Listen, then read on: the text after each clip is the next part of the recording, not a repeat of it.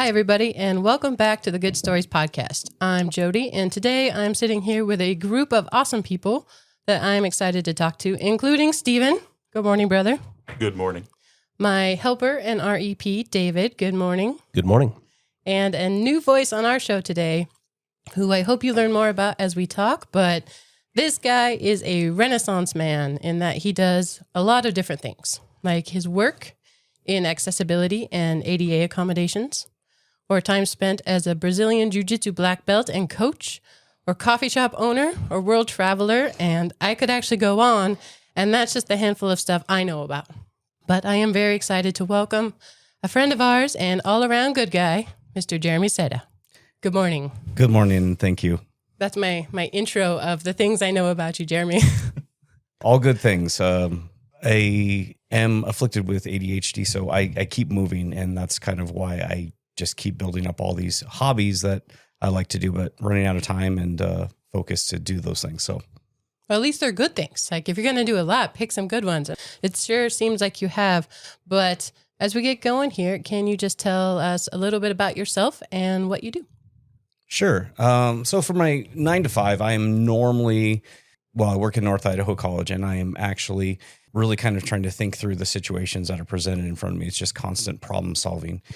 When people hear about people with disabilities, they're like, oh, so blind, they have to have Braille, and, deaf people, they've got hearing aids. And it's like, no, each one of these is a spectrum. And the spectrums themselves, people tend to think that with those spectrums that each person only has one. Sometimes you meet somebody that has multiple disabilities. So, for example, somebody might come to me and say, we have a student and they're blind. And so what starts going through my mind is like, okay, so, what level of blindness do we have? Can they see anything? No, they can't see anything at all.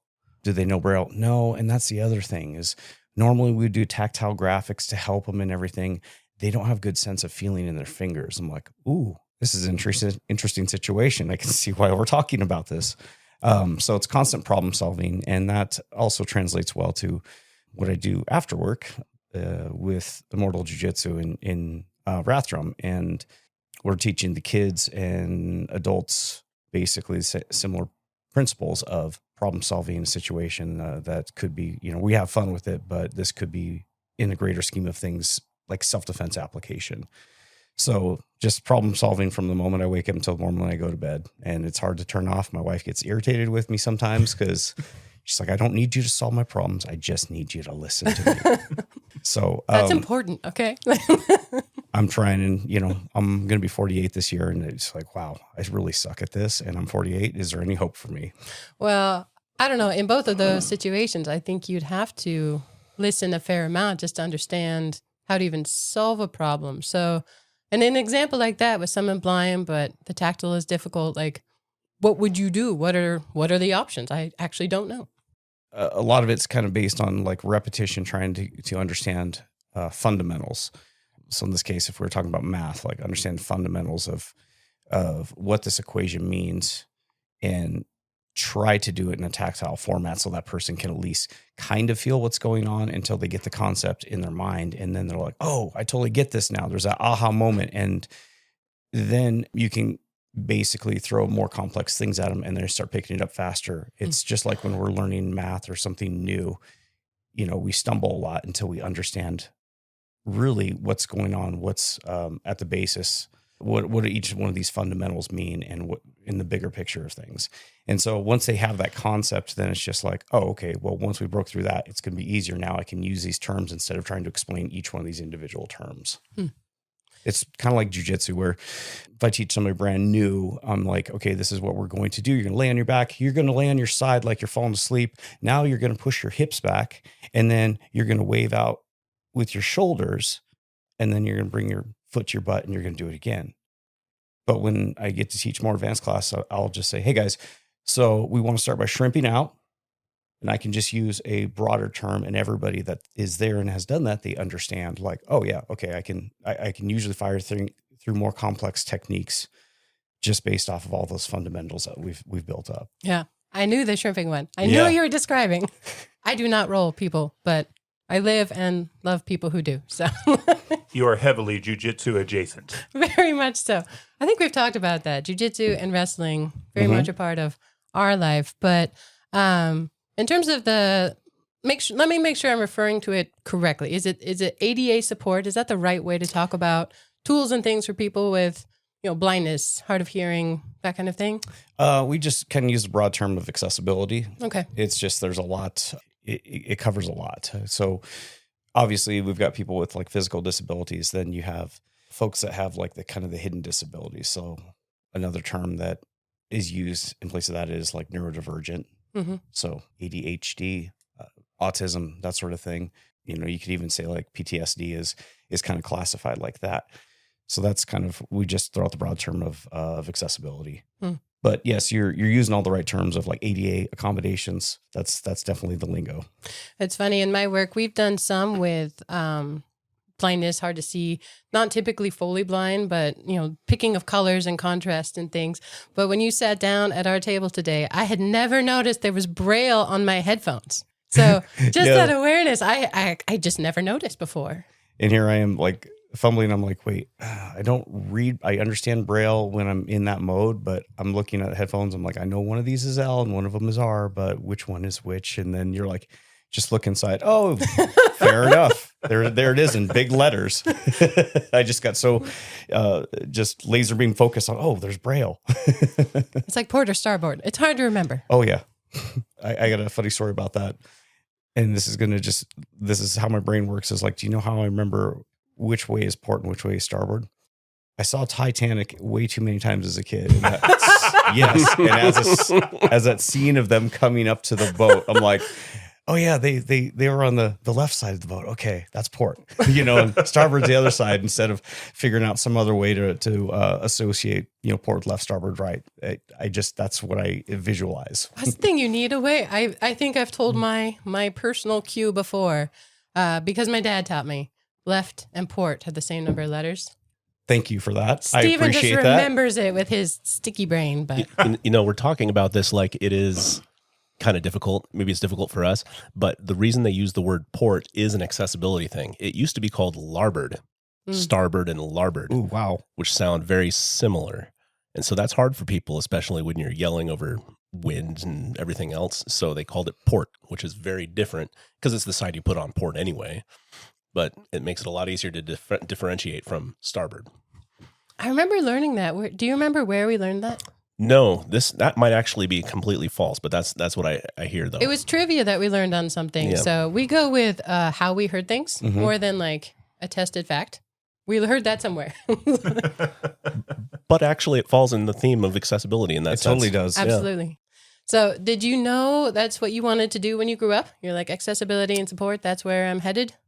No, I didn't really know what I was going to do. I started with the grand vision of, I really liked an economics professor I had in high school. And so I'm like, I want to be an economist. I love econ. Awesome.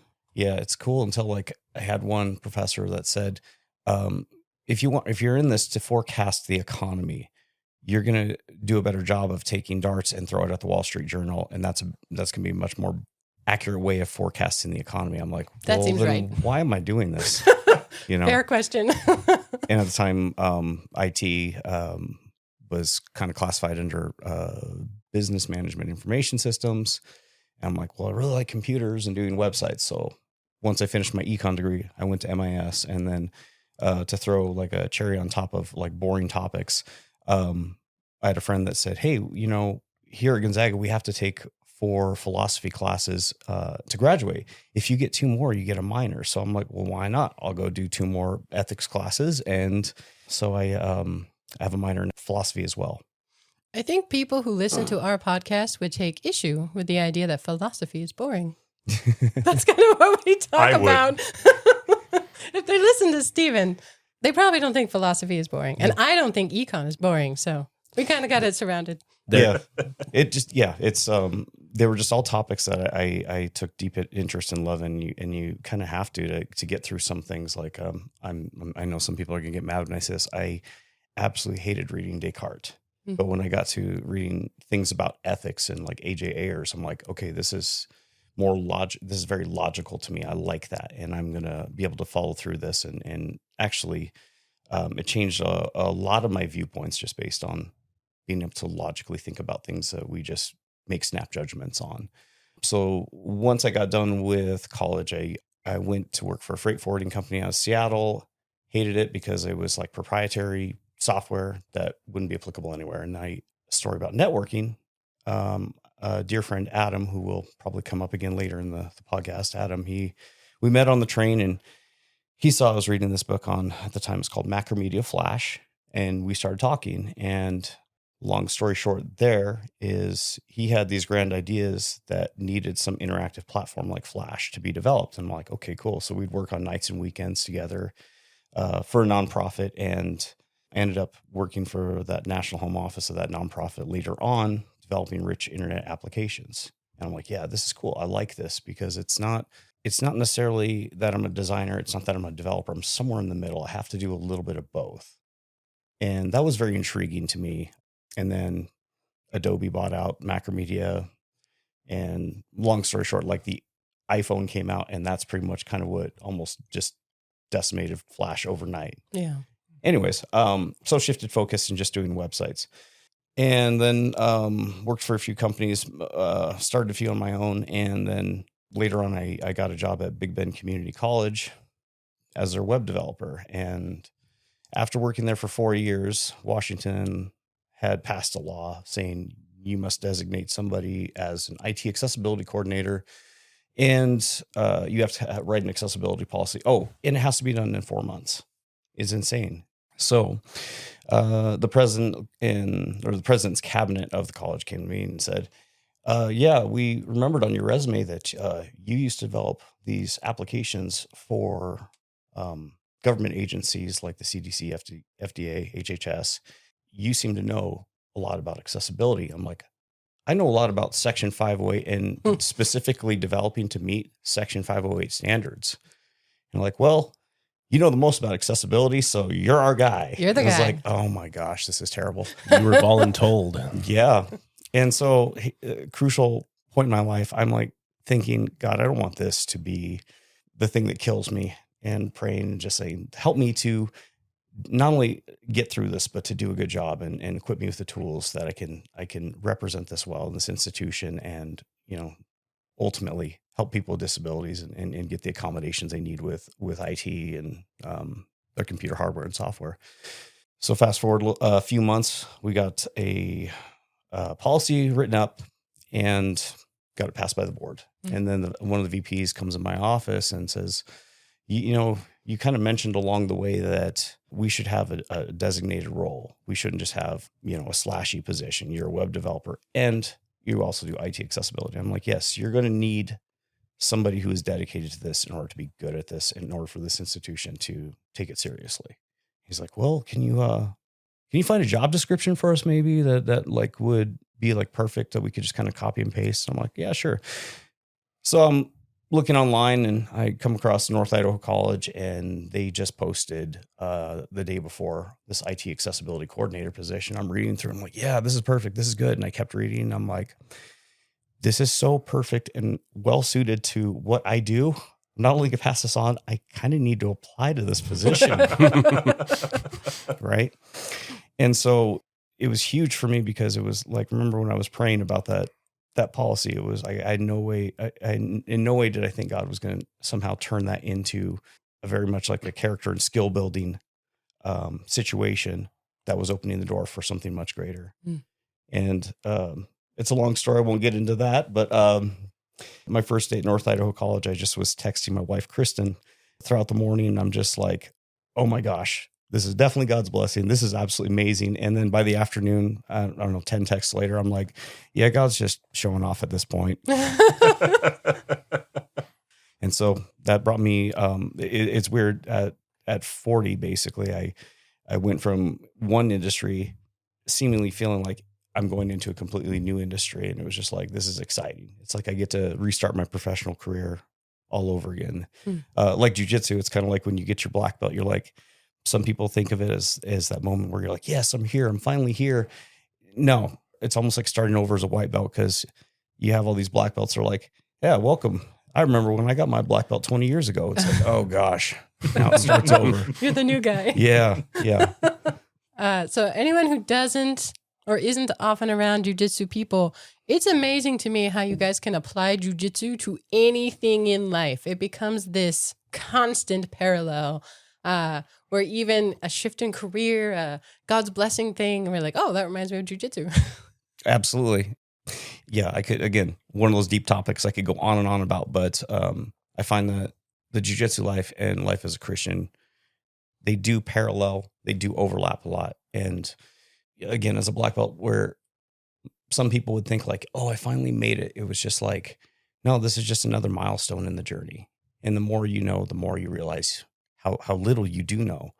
And so that has a way of making you humble, and it should make you humble. And as a Christian as well, it's just like the more you know and the more experiences and relationships you have with people, that should make you more humble, should make you more compassionate towards fellow man. So it's there's a lot of parallels, but that's the big one for me. Yeah, for me personally, when you have instances like that where you can look back and see how God moved in that situation to do something that you had no idea. Right.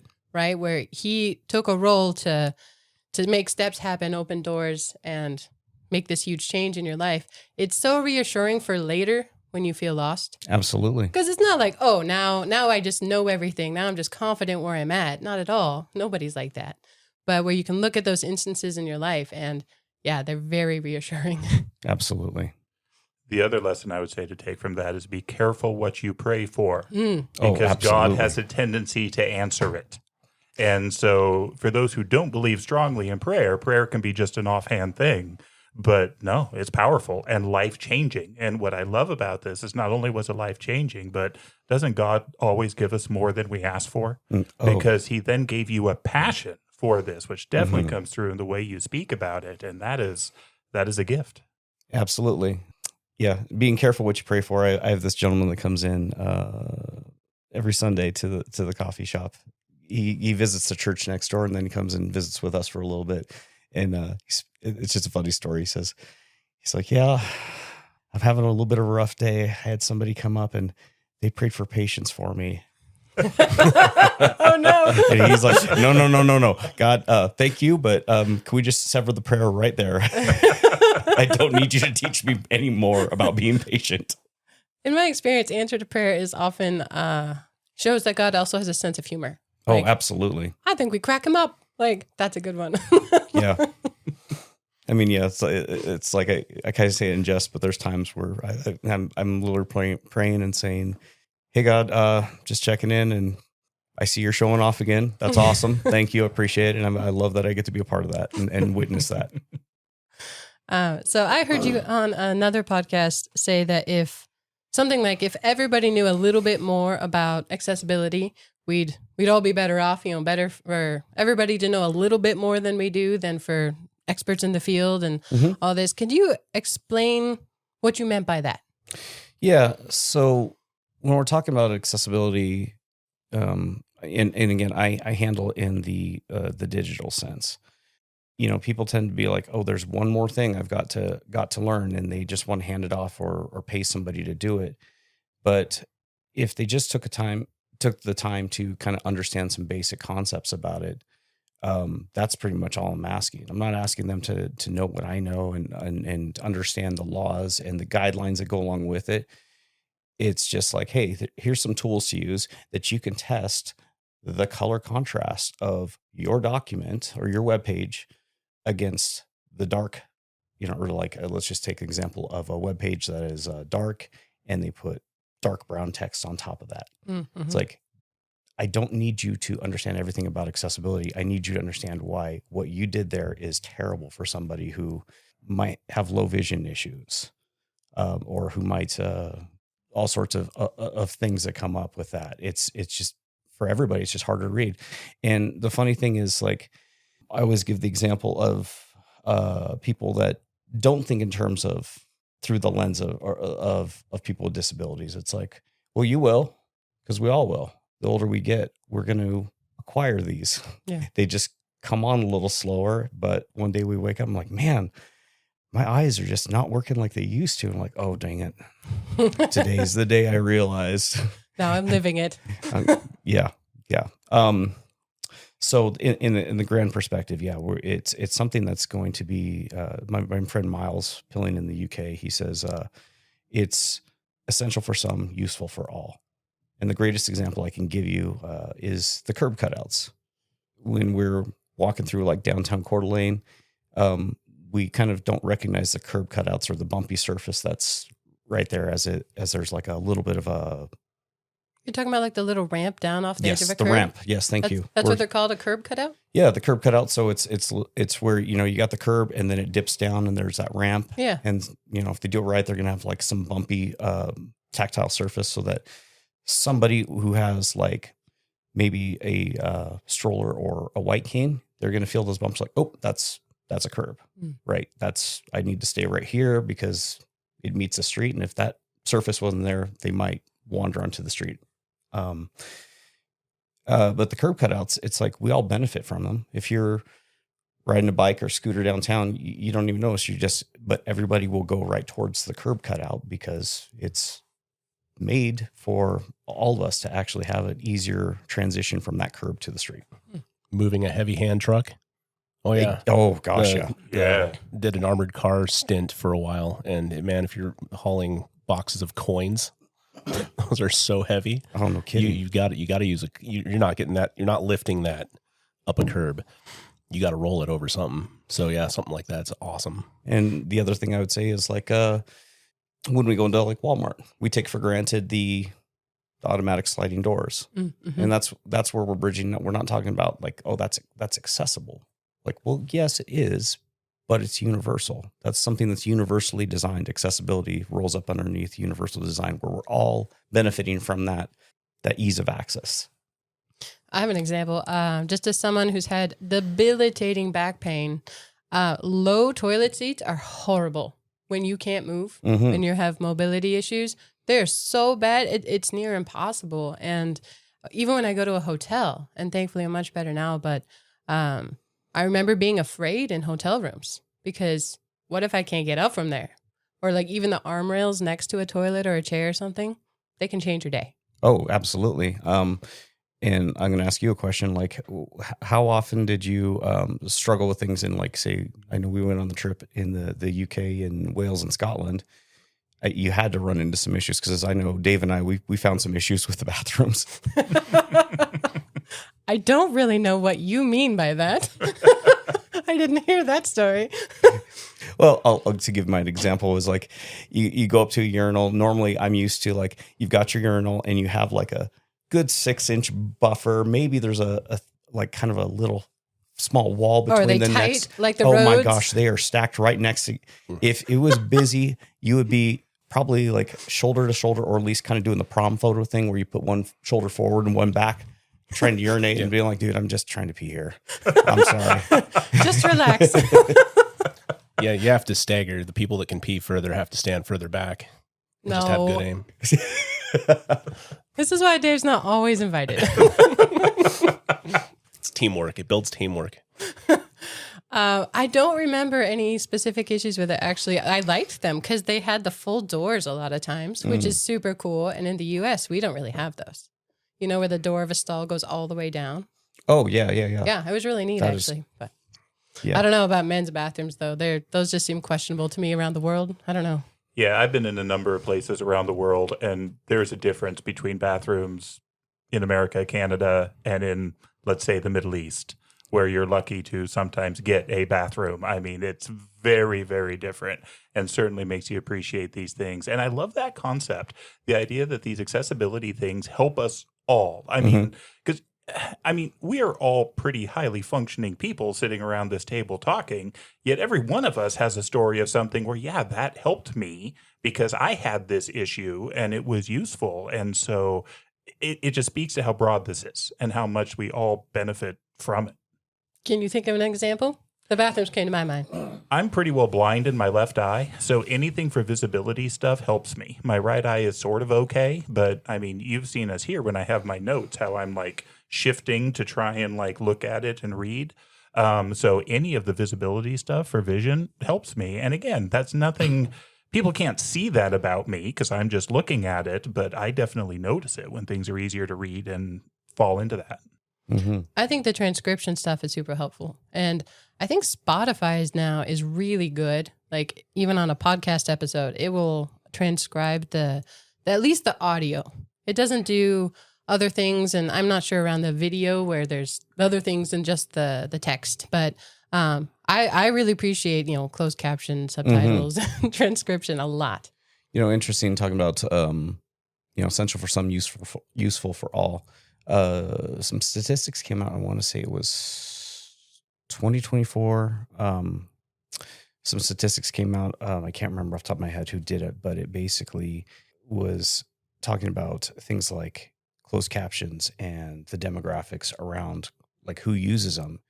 And believe it or not, like the Gen Zers are the ones like they're using it a lot. And it makes sense if you're using social media, and almost every video has somebody creatively putting words up there while they're talking, kind of like captions. Well, I kind of wonder the same thing when I come home and my wife's yelling at me and like saying, "Did you put the captions on?" I'm like, no, I don't know why they keep popping. They're always on, Netflix or, Disney Plus or whatever.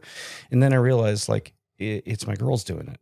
Mm-hmm. And I'm like, just curious why. And they're like, well, I like having them on. Okay. It's just a preference thing. But really the closed captions are there for, people who are deaf, hard of hearing. But now it's bridging over to a different demographic where they also find that useful to have the words up on screen. I don't know, attention, or if it's just that's the way they've gotten used to consuming content, or if it's just like, they're blasting all their senses with that information to make sure they grasp what's going on in the movie or the show or whatnot. But I just found that very intriguing that the one of the biggest demographics is Gen Zers. Working for a multinational corporation, I use the closed captioning on like our WebEx meetings and this, just because there's so many accents out there. Mm-hmm. And I'm pretty good at understanding some of them, but not all of them. But that software is way better at it than I am. So I'll close caption people live or, and I can at least be way more tuned in to what's going on. Mm-hmm. I can hear them just fine. I just don't know what they're saying all the time. The closed caption does. So it's good. Absolutely. And if you were to learn a new language, Yeah. they say like, oh, watch the movies, watch the movies with the captions on in that language. Yeah. You're probably going to pick things up a lot faster. Man, the language one's interesting. So my company has made online financial education, and we recorded the audio in English because we're English speakers. But then we had small businesses who are Spanish speaking. It's not a disability, but it's really hard for them to consume something in a language that's not their own. Mm-hmm. And so there's these wonderful tools now where you can just put text in and it translates it for you. The problem is you don't know if it does a good job. And that part's scary to me, where you're like, I think that's what it's saying. Oh, yeah. I don't know. And so we tried to do like this reverse translation where you go English to Spanish and back to English again. But that comes with its own strange things. So Yeah. I can only imagine if you're dealing with physical disabilities, that kind of questioning of, is this really helpful to you? I don't know. Right. Yeah. To, again, stay on the topic of it with accessibility. And if it's like somebody fills out an accommodation request and they say, yes, I'm low vision. Some people would even say that I'm legally blind. And then somebody's like, oh, cool. Well, here's all your assignments in Braille. They're like, I said I was low vision, legally blind. I need a magnifier. I don't know how to read Braille.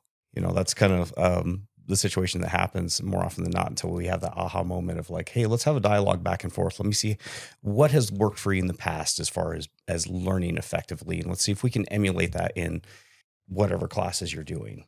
What I'm hearing, are you like a consultant almost for people that would they make an appointment with you and then you help build a strategy for them to consume course content?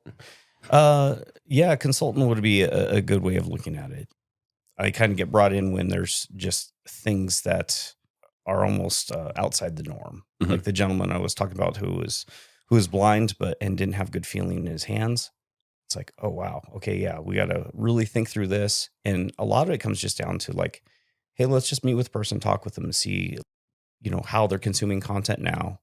And it's not just like academically. well, what do you do at home? What do you like to do at home? And they might say something like, well, I work with my hands a lot, so I like to use a 3D printer. And like, okay, wow, you use a 3D printer and you're blind? I'm like, well, yeah, I can feel 3-dimensional space and something that is not as finite as Braille, but something bigger. Yeah, I can feel that and I can tell it when it's off. I'm like, okay, wow, this guy actually does have some amazing skill. And so trying to emulate that, it's trying to discern how they learn best and then apply it to whatever subject that's in question. That's kind of when I get brought in to try and figure that out. They're not all great solutions, but moving the bar forward a little bit is kind of what they're looking for. I'll share one really good story about this. Was the first event I did at North Idaho College. We called it Pave the Way to Global Accessibility Awareness Day. My gosh, that's a mouthful. So we called it That needs an acronym. Pave the Way to GAD. And one of the people that was joining us was outside, and she's blind, low vision, but she can read some things, right? And so as I'm printing out the meeting minutes, I'm like, wait a minute. I don't know if Jackie can read this or not, but I'm going to try this. And I bumped all the font up to like 40 point. And I'm like, do I want to print out one? No, I'll just give everybody the same one. And so then as we're passing the meeting minutes around, Jackie, she takes the notes and she's like, thank you so much. I'm like, for what? Meeting minutes? I hate doing meeting minutes. I'm just trying to do a formality. So this feels like a real meeting. She's like, no, do you understand like how many times I can count on one hand, how many times I haven't had to ask for something special.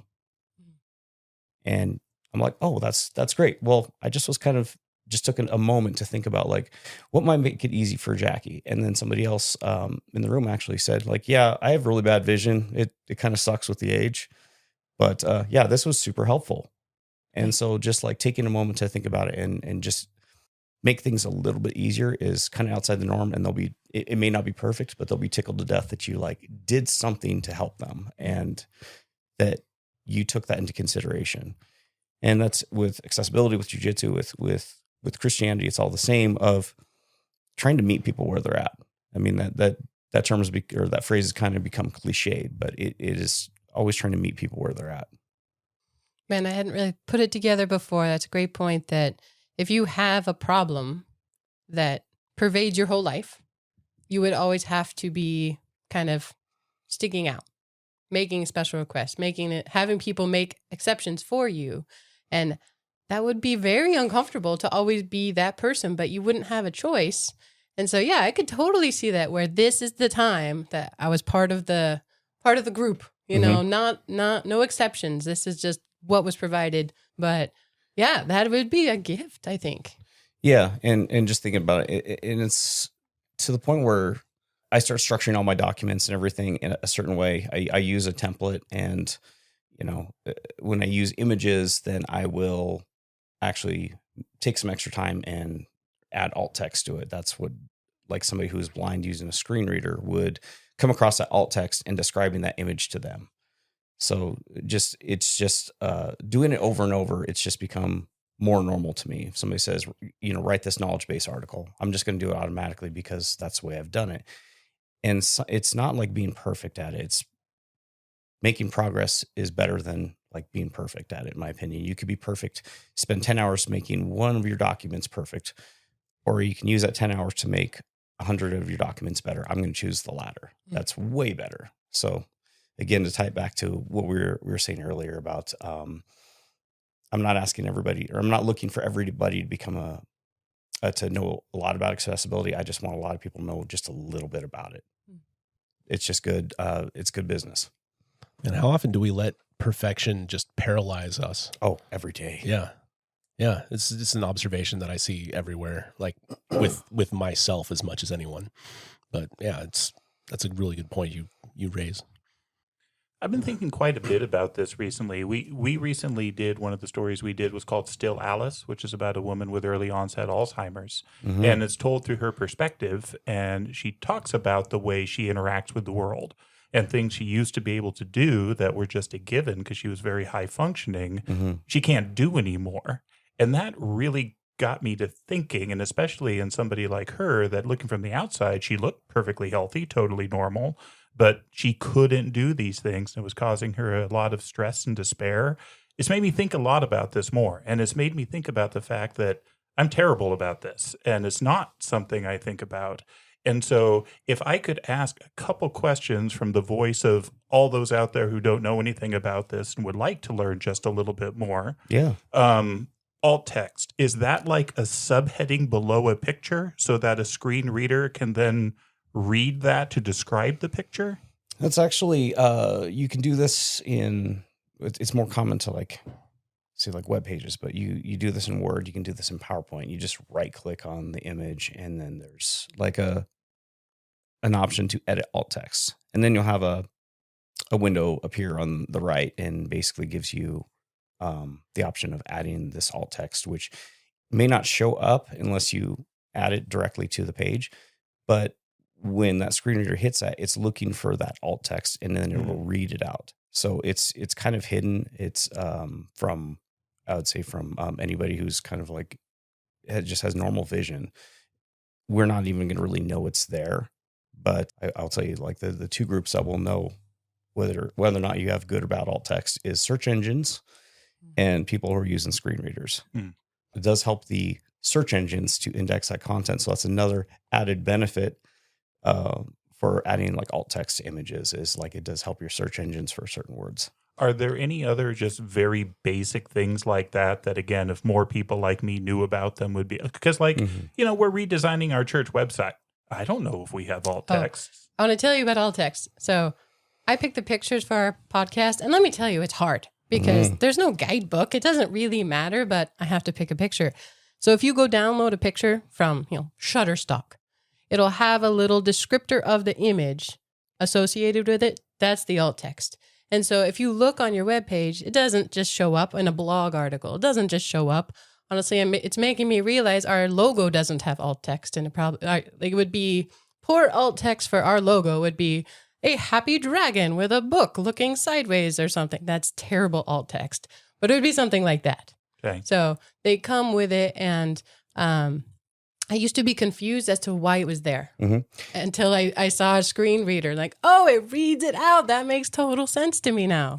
Oh, I already threw up my age there, so I'm not dating myself. But back in the day when the browsers were slower and we had dial-up modems, that alt text served a great purpose for when a web page is loading. You would see like, Good Stories podcast logo. Here's an image of us in action doing the podcast, and that text would get downloaded before the image as it just basically crawled. And I know most younger people in the audience are like, what are you even talking about? Things didn't just load I'm up with you, fast. Jeremy. We know. Yes. We know. So that's the kind of like where things started. But then that's where the screen reader technology was like, yeah, we can just use that to describe the image. But then people got away from using alt text as much as it should be done for just about every image, just because things got faster. That's not important. We don't need to describe the image. Everything gets downloaded blistering fast. It's not a big deal. Well, it is for somebody who's using a screen reader. I will say, like, anytime you have like the decorative images where you have like a nice horizontal rule or something in your document or your webpage, you don't want to describe that.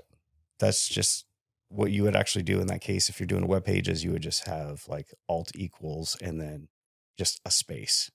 And so the screen reader user will basically hit that and be like, oh, that's a decorative image. Oh, like filler? Is that what that is? So you don't want to describe your filler? Nope. Because otherwise it just clutters up what they're trying to... Okay. Yeah, and they're going to be like, why did this idiot describe a horizontal rule?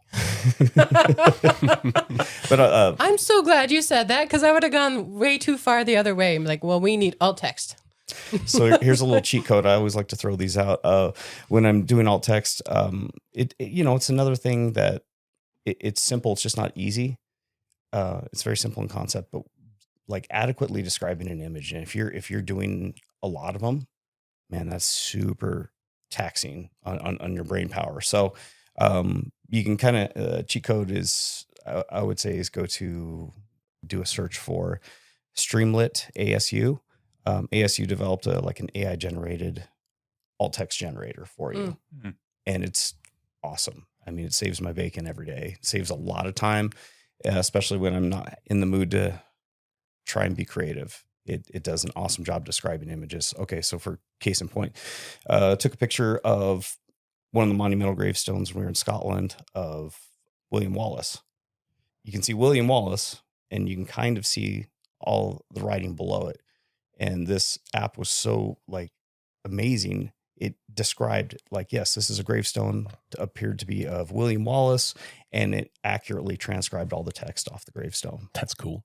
Yeah, that was cool. So yeah, awesome tool. Other than that, alt text is a big one, but then headings, and we visually are always creating headings in our documents, but we're not actually structurally using headings. This is a deep topic of like using styles in Word, but actually using headings within a web page or a Word document. What you're doing is providing scaffolding for the content. So it goes heading 1 through heading 6. Use heading 1 once, and then heading 2 through heading 6. You can use those as much as we want, but you have to ascend sequentially, and you can descend at any point in time. And people are probably like, okay, dude, that's way too technical for me. Okay. So it's like a firehouse. Okay. Heading 1 is the front door. You only go through the front door once. Okay. Now, if I want to get to the roof, let's say that's heading 6, I have to go 2, 3, 4, 5, 6. At any point in time, there's that pole that goes through the firehouse, right? If I need to get back down to the ground floor, I can use that pole and jump all the way down, go back from heading 6 down to a heading 2. So that's like the analogy I give that kind of gives a good visualization for the rules around headings. Yeah, I think another one, I am no expert, but it just makes sense in my mind, are like in bullet points in Word, right? If you use bullet points of one nature and then you put a line underneath and you tab in again, it changes the bullet point. Yeah. And you can go back to the former one, right? They kind of nest inside. You can go in further, but it's true in a vertical web page or document as well, where you only have that one main one at the top. But then from there, it's these like subsets of things that can nest inside each other. But you can always go out, back to that level 2, level 3. Absolutely. That's when that first made sense to me in terms of like building something with a structure. Like, oh, it's like bullet points. I can do that. Absolutely. The only other thing I'll mention with this time that we have is like, I'll do 2. Using tables as they're meant to be used. So you got people like to use tables and get all clever with them. I'm like, don't do that. Don't merge cells. You want to use tables in the format that they give you and use column headers, row headers. And it's very important because otherwise it could be a nightmare for somebody to fix that, or worse yet, somebody who's using a screen reader to understand what's going on in that table if it's not laid out in that tabular fashion. And then real basic one is don't use click here, download now kind of links. Use descriptive links. So normally you'd say something like click here to download our latest episode of the podcast. Why'd you say click here? Just say latest episode of the podcast and make that your link. That's a descriptive link. So yeah, that's makes things much more helpful, and also helps the search engines as well. Do you mean embed the link with those words? Yep. Latest episode. Yeah. Man, you're so good. Thank you. I will do that. This is great for any business owners too, right? Absolutely. Anybody listening to this, because the search engine optimization is going to pick that up and help you out with visibility for everybody. Absolutely. Well, and links are hard because if you paste them in, I assume it'll just read out every letter and number as part of that link. Yes. Oh yeah. So because some things, they make it difficult to embed a link, and that's annoying. One, because they're just messy. Whether you're reading it or it's being read to you, they're just messy. But that's a good tip to make the actual words also the link. And going back to what you said about business, I heard you say on another podcast that a lot of these accessibility choices can actually drive profits as well because people use them. I mean, we talked about all these other accessibility things that are helpful for everyone. And so that there is motivation to do this, even if you're not out to necessarily help people, that just from a profit standpoint, there's reasons to think about these things and try and move along that route. Absolutely. The story I think you're referring to is, I'll abbreviate this one, but like we're sitting around after Christmas opening gifts. Somebody has like the frozen holiday edition of Uno, and it was like the purple card and the red card were so close in color that somebody at the table who had vision issues couldn't decipher the difference of color. And so she kept throwing down the wrong color. And everybody's like, we're heated, we're all competitive, and like, no, that's the wrong one. What are you doing throwing down that? We're kind of not picking up on the fact that she's having difficulty. We just immediately just got competitive. And about the third time she did it, she just started crying when everybody's yelling at her. And it was just like, oh crap. We got so caught up in that and forgot that she might not be able to see that. And that's exactly what she said. She's like, I can't tell the difference between these two colors. So the basically the cost with that is like how many people had a similar situation with that. And luckily, the company that put out Uno had added differentiators, both shapes, and I think they put tactile feeling on the different cards. So you're not just using color alone to differentiate what makes a card different from the next one. Dude, that is like such an awesome thing you did for not just people with disabilities, but just in general. You just made that much more useful for everybody playing your game. And they kind of started relooking at most of their stuff and how they could kind of do a similar treatment for their other games. I'm like, bravo. You took a bad situation where, you could really have a negative spotlight on you and you turned it into an extreme positive. So that company definitely gets my business. All right. Well, you mentioned that we met you actually on a trip to the UK. So I've known you a couple of years now, and we had to go to the United Kingdom to learn that we had an awesome neighbor. Yeah, we live 9 minutes away. It's really not far. But we met in London, I think. But I have a question because I was on an airplane recently, and I know you've traveled around the world some. What do you do on long flights? Like, how do you make a long flight not suck? I feel like this is a relevant story. Maybe not my best segue, but I'm just curious. And actually, everybody, Stephen and Dave, have also traveled far. So curious, longest flight you've done, and what did you do to make it through? Okay. Longest flight, so probably to Beirut, Lebanon. And it was, I think, 26 hours with the connections. So a lot of podcasts, people with ADHD, we have to have some things to do. Even with my podcast, I found out recently that more people than just me do this for the same reason, but I will put my podcast in 1.5 speed or 2 because that's the rate of speed. I need that content to basically keep me engaged, right? It's harder for me to read content because it's like my mind starts just wandering. So on a plane where you have limited things to do, podcasts, that's awesome. That's when I'm like, man, I should get back into gaming.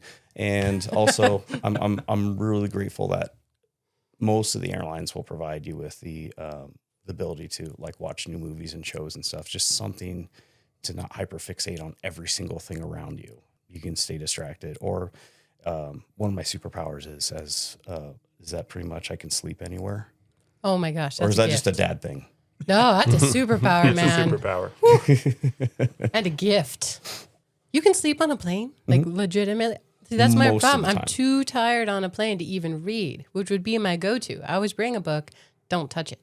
Okay, Steven, longest flight? San Francisco to Frankfurt, I think it was 17 hours. This was a long time ago now, and so there were a couple of things that helped me at the time. One, being way thinner. I would struggle on it now. I'm a huge man, and it would just be problematic at this point in time. So the more you can fit in the chairs, I think the more comfortable it is for the flight. The ability to sleep was helpful. The more you can sleep, the more that chunk of time just goes away, which is very nice. And then for me, it's reading. So I would make sure this was before. Now I would take my Kindle, which has unlimited availability, but at the time I picked a big book. This was the time to take Herodotus and really just work your way through it or something like that. See, Herodotus. You don't have to apologize for philosophy on this podcast. Technically, he's a historian, but that's all right. I feel like there's a parallel between the two in terms of interest, brother. So, all right, Dave, how about you? The longest flight is almost not applicable for this discussion because I was in high school and when you're in high school, you can be comfortable. You're just healthy. I was just good to go. But that's what I would say. So that was LAX to Melbourne, Australia. That's long. It's 23 hours or something like that, or it was.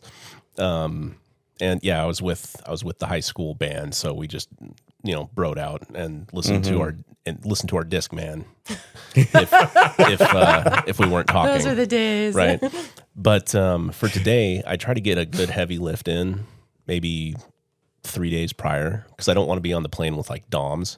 But after that, you feel good, right? I try to like get myself physically tired too. So the day ahead or whatever, good long run.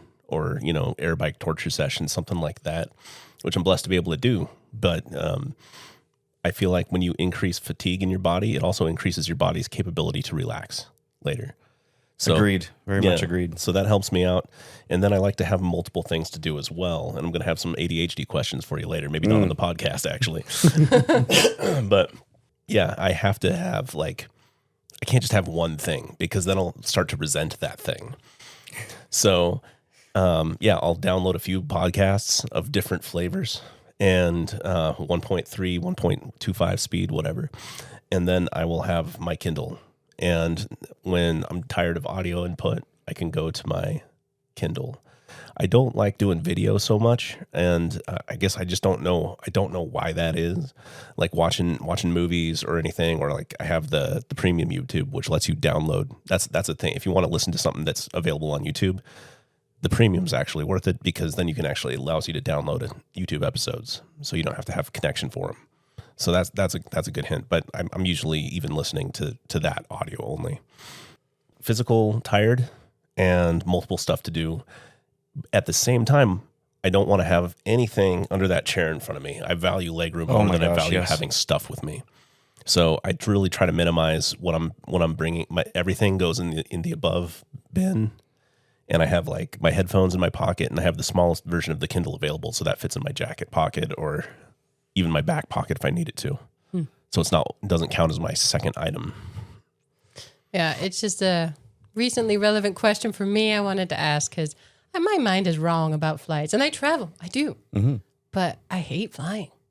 Like, I remember the first time I realized I hate flying, because I'm a tall person. I was sitting in the, just behind first class on an international flight, and there was that vertical wall where they separated first class from everybody else.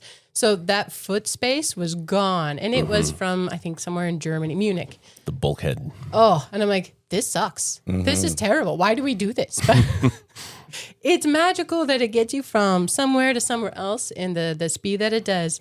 But man, that time, I just feel like it's wasted. So I need to adjust my thinking about it. So more tips in future would be appreciated. Didn't they give you adult beverages more frequently in that row, though?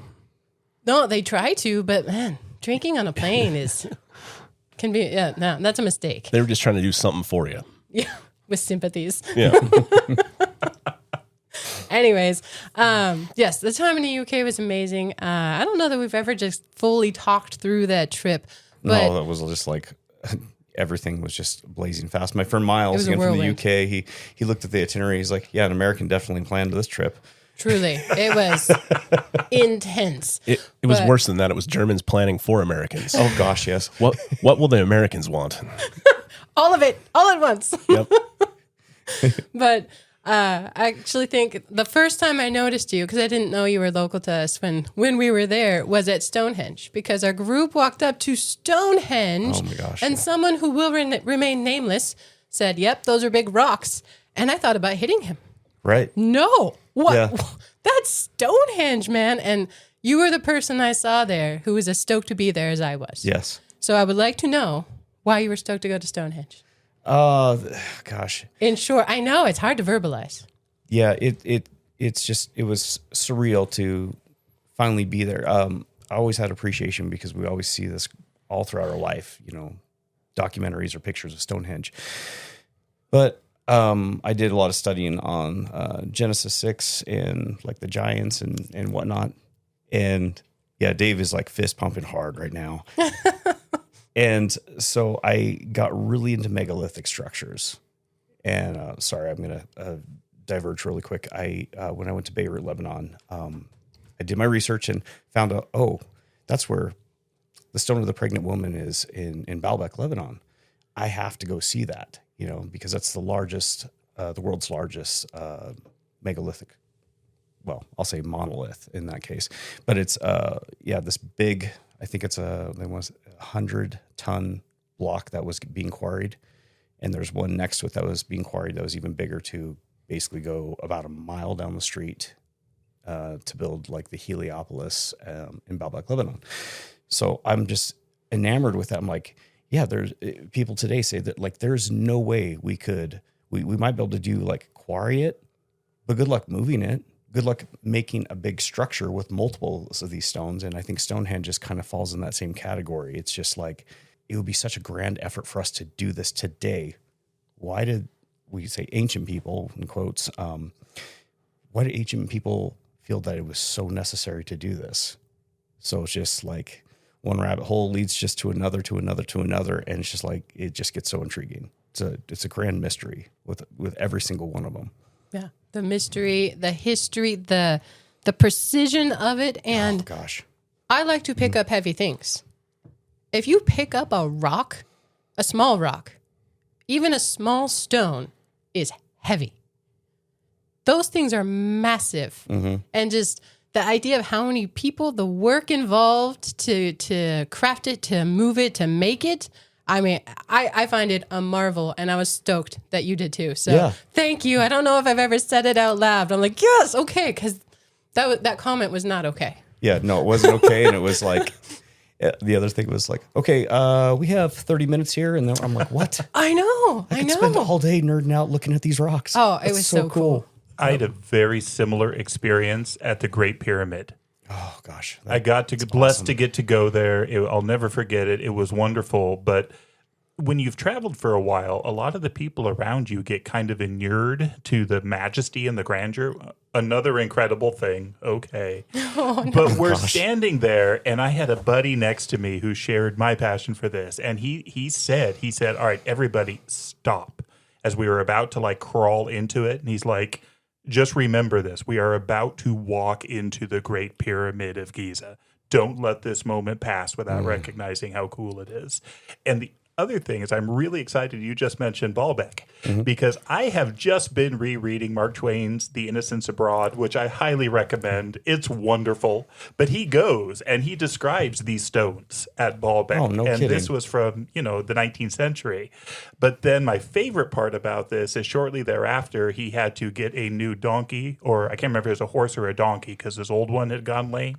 And he tried to come up with a name for the new one. He decided to name it Baalbek, because it was such a magnificent ruin, which was such a great description. So anyways, Baalbek has been on my mind. So Mark Twain, sharp guy. I don't know. You were thinking about how many people it took to move all those rocks. I was thinking about how many megahertz it took. I wonder if they use different ways of moving them. So that's a whole different rabbit hole. It might require a different episode. I don't know. That would still require people. Sure. Generating megahertz. At least one. At least one with skills and knowledge that came from Prometheus or something like that. Or it was Merlin. We don't know. Oh yeah, he built it elsewhere, right? Or was built elsewhere. Then he disassembled it. That's the legend, right? And then Merlin moved Stonehenge to where it currently is. Yeah, there's a story about Merlin where he uses basically sciences to do it, but nobody understands them. He just, sure, it's magic. You believe that. You just go with it. But so Stonehenge is it. But the other thing, early on when we started this show, Dave and I sat down and just kind of came up with some names of people we thought would enjoy to come talk to us about good stories. And your name came up very early because you always tell stories. It's like how you converse. It is your like discussion mechanism. So your name has been on our list for quite some time actually to reach out. So I'm glad you're here today. Me too, and thank you. My wife would probably be rolling her eyes at that point in the podcast because she's like, yeah, ask him a question. He's going to answer it with a story. Yes, I've heard it happen. But it's also, that's how people communicate. That's how we understand things through story. I mean, it makes it both personal but applicable. I mean, I feel like that is how we communicate as a people in general. Absolutely. And that's, just dawned on me now with everybody getting more and more dependent on AI. I think that's one thing that's going to be lost when you ask AI any kind of question, asking ChatGPT, like, hey, how would you describe this? It maybe asking, how would you describe Stonehenge? And it'll go into, the dimensions, what people speculate it's about and everything. But, being there and the experience of what you felt of getting to be at some place like that and just like, man, this is what it actually felt like. I think Good Will Hunting, that's what Robin Williams does with Matt Damon. It's like, you can take a look at the Sistine Chapel in a book, but when you're there and you can get the smell and the sound of the chapel, it just adds to the experience and the awe of what that beautiful artwork on the ceiling is portraying. So that's one thing I think with AI is going to be lost, and we're going to probably go back to like, hey, how do we find that experiential? How do we get that experiential description, not just a text description? How do we get an experiential description of, these experiences? So, go ahead. Oh, well, if you can do that right, it'll be like the holodeck in the Next Generation, Star Trek Next Generation. I think the holodeck is a great description of that, because even the holodeck required humans. The holodeck, this incredible place, was still nowhere near as good as actually interacting and talking to another human being. So it's why they don't explore the universe in the holodeck. They still have to go out in their ship and do it. They can use it as entertainment, but it's not their real world. And I do think that we are going to see, and I think we are seeing, a rebirth of storytelling. I think the storyteller is becoming a more and more important figure. My wife and people that she interacts with have recently gotten really into somebody named Martin Shaw. And I think so much of it is just that storytelling component.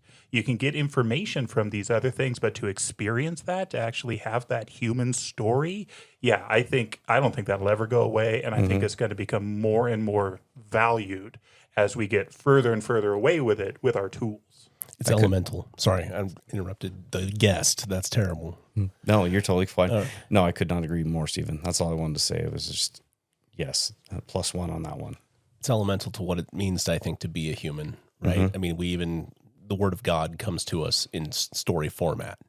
And what are my memories, like, of my family, or of trips that we've gone on, or what would be the last thing I want taken away from me? It's the ability to sit around with other people, who I value, and exchange ideas and exchange memories in a story, right? And that's typically what we do. What did we do on our trip we just got back from? It's like we connected with other people and told them stories about our company, about our lives, and they shared stories with us, and those connections were made. And it didn't matter the set. I mean, we could be sitting around on, logs next to a campfire somewhere, and that's awesome. Or we could be sitting at a super fancy hotel with excellent service and like elevated food and drinks but none of those things would matter if it wasn't for the people. Yeah. Yeah. 100%. Yeah. So Jeremy, did you grow up with storytellers, or are you the storyteller in your family where you came from?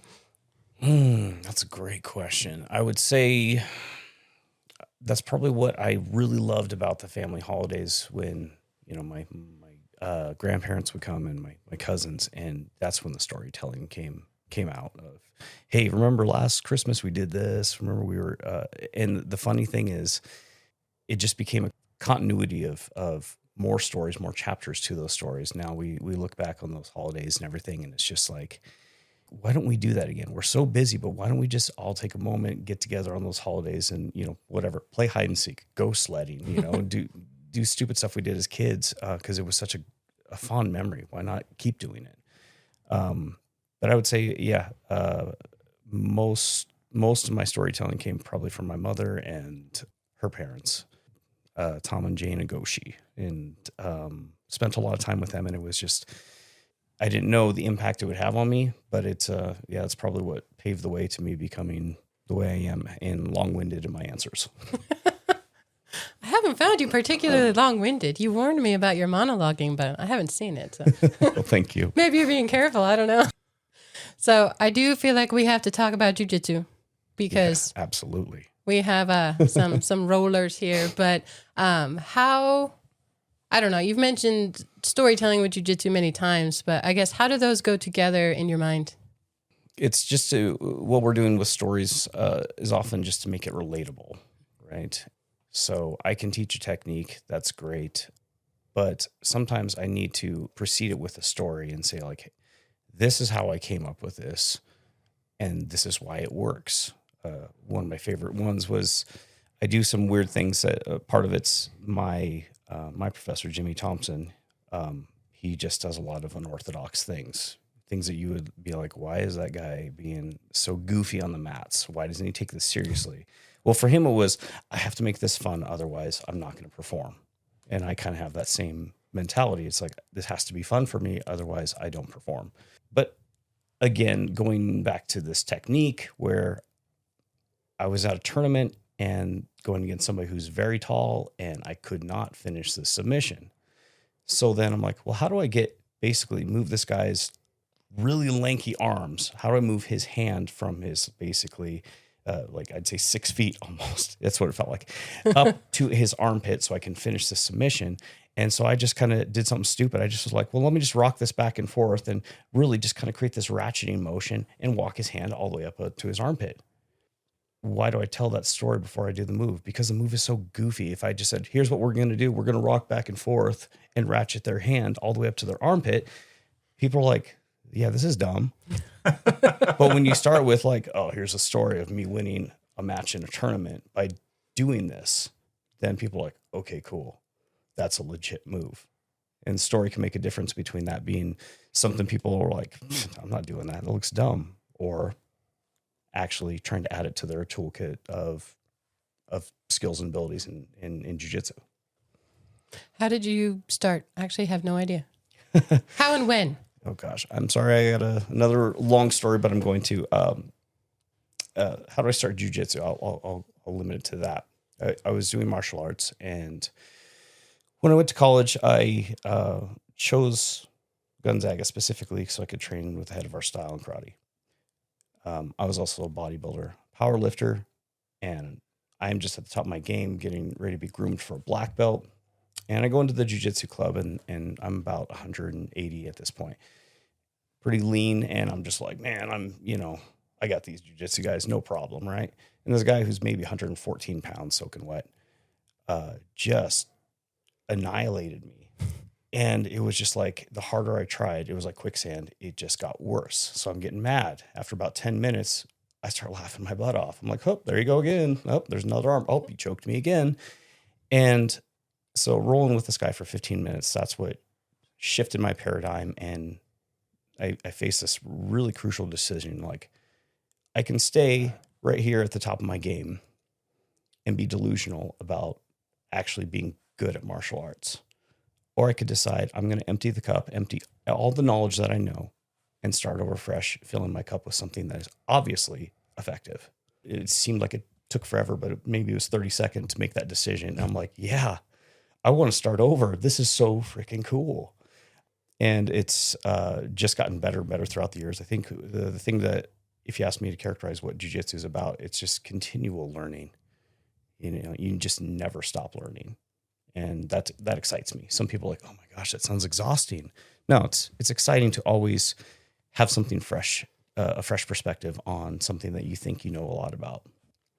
I mean, you've got to have been coaching a while now, but how did that fuel now gym and coffee shop, like the duality of that, I would like to hear about as well.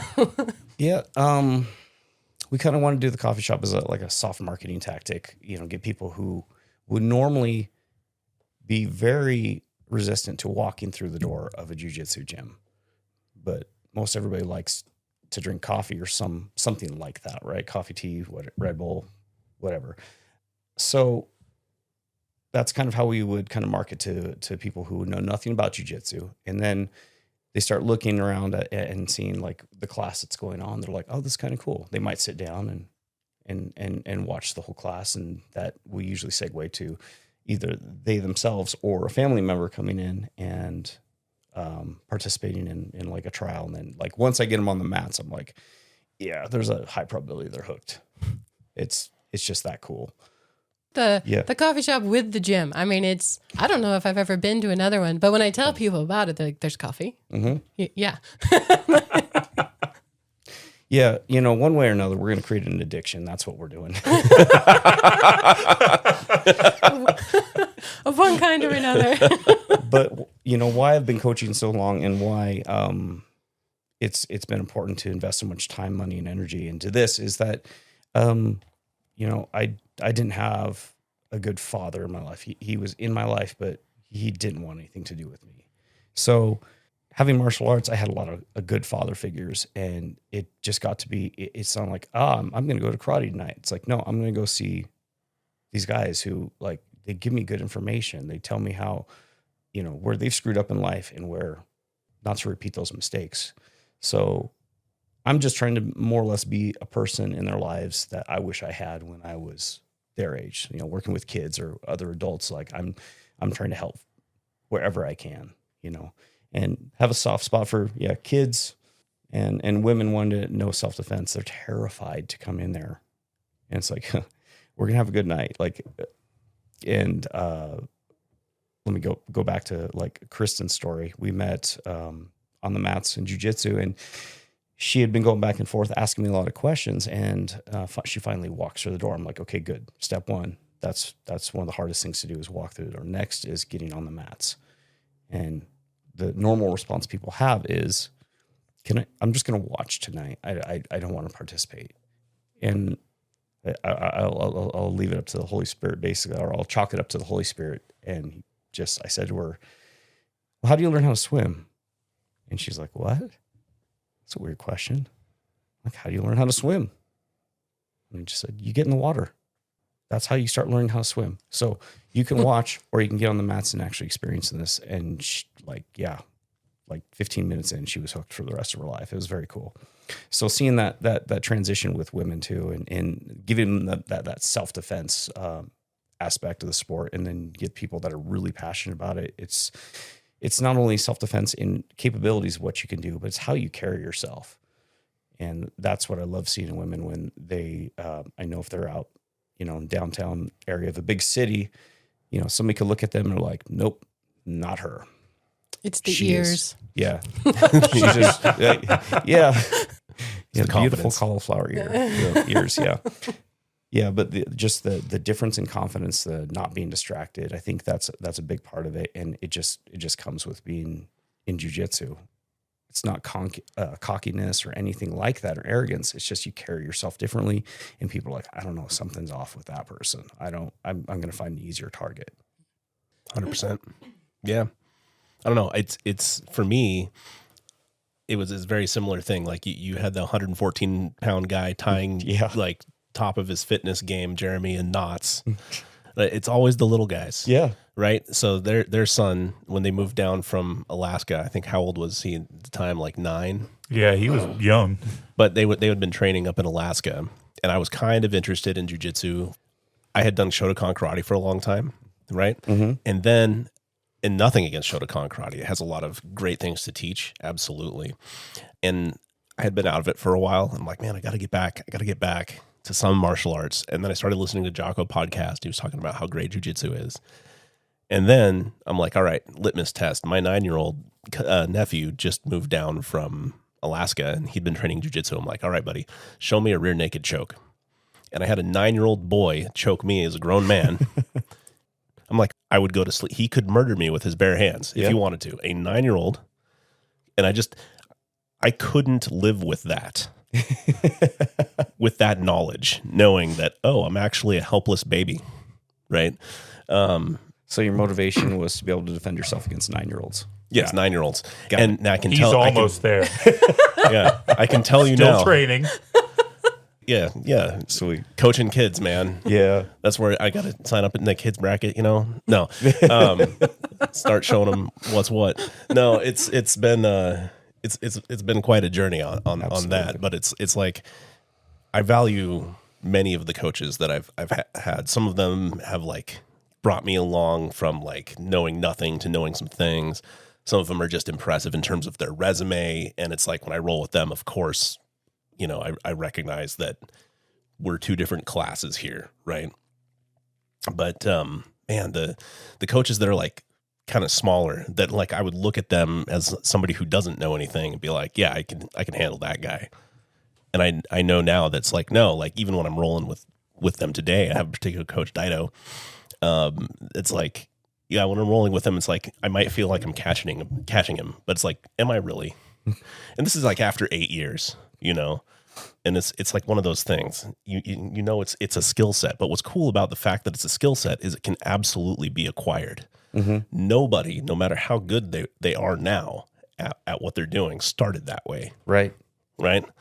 They all came into the world the same way, right? Between like 6 and 10 pounds, naked and screaming, mm-hmm. right? And everything they know and everything they're good at, they had to learn.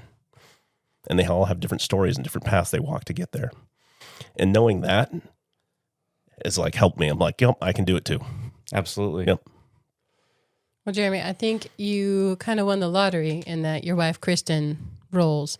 Because whenever I go to see Dave roll or practice, people are like, you want to come on the mat? No.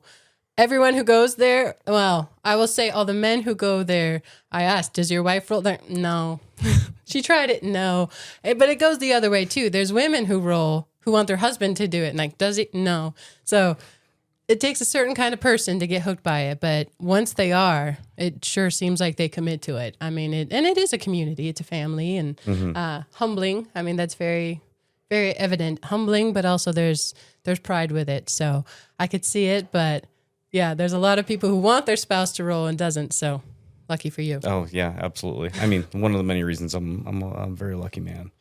She's a firecracker. Yeah, my partner in crime, and I think it was on Joe Rogan podcast. They were talking about this, like who would you want to marry? What would you say is good advice for trying to find your marriage partner? It's like somebody you would want to go into battle with.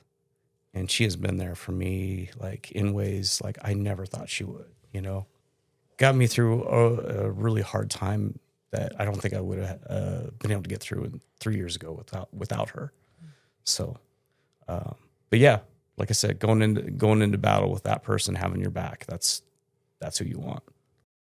Two things on that. And it'll go back to one of the things that you said early on with, you said it, so I'll say it, with ADHD, having many hobbies or trying to have like skill acquisition in this, because you have to keep your mind focused on something, right?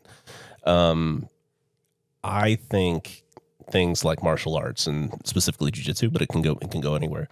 In the martial arts world is this thing of compounding skills, because I think most people don't roll because it's something that promotes physical fitness, right? If you want to get strong, you don't necessarily roll. You go lift weights or whatever.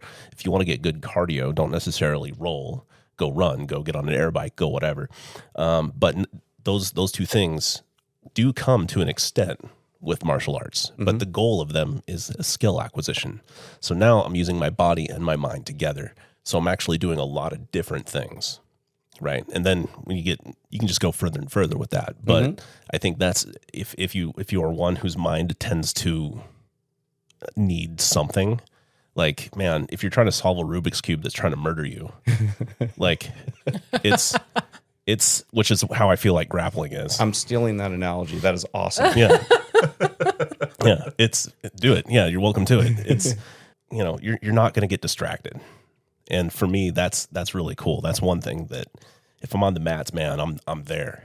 And that helps me. I'm not saying I have ADHD or anything. I'm just saying, like, I need things. I'm always trying to like learn new stuff, right? And I'm always looking for things that involve multiple skills, right? And so grappling is one of those. And then the second thing, you're talking about that rocking motion, bringing that guy's hand up to his armpit, which is like 6 feet away. I feel the same way. It's like there's people, I'm like, measure that in miles actually, but it's each one of those rocking motions when you're ratcheting his hand up. That's a little victory. Yeah, it's like a little win. And I find that true in grappling is you have to have little win. You're not just going to go just defeat somebody with a single technique, right? Right.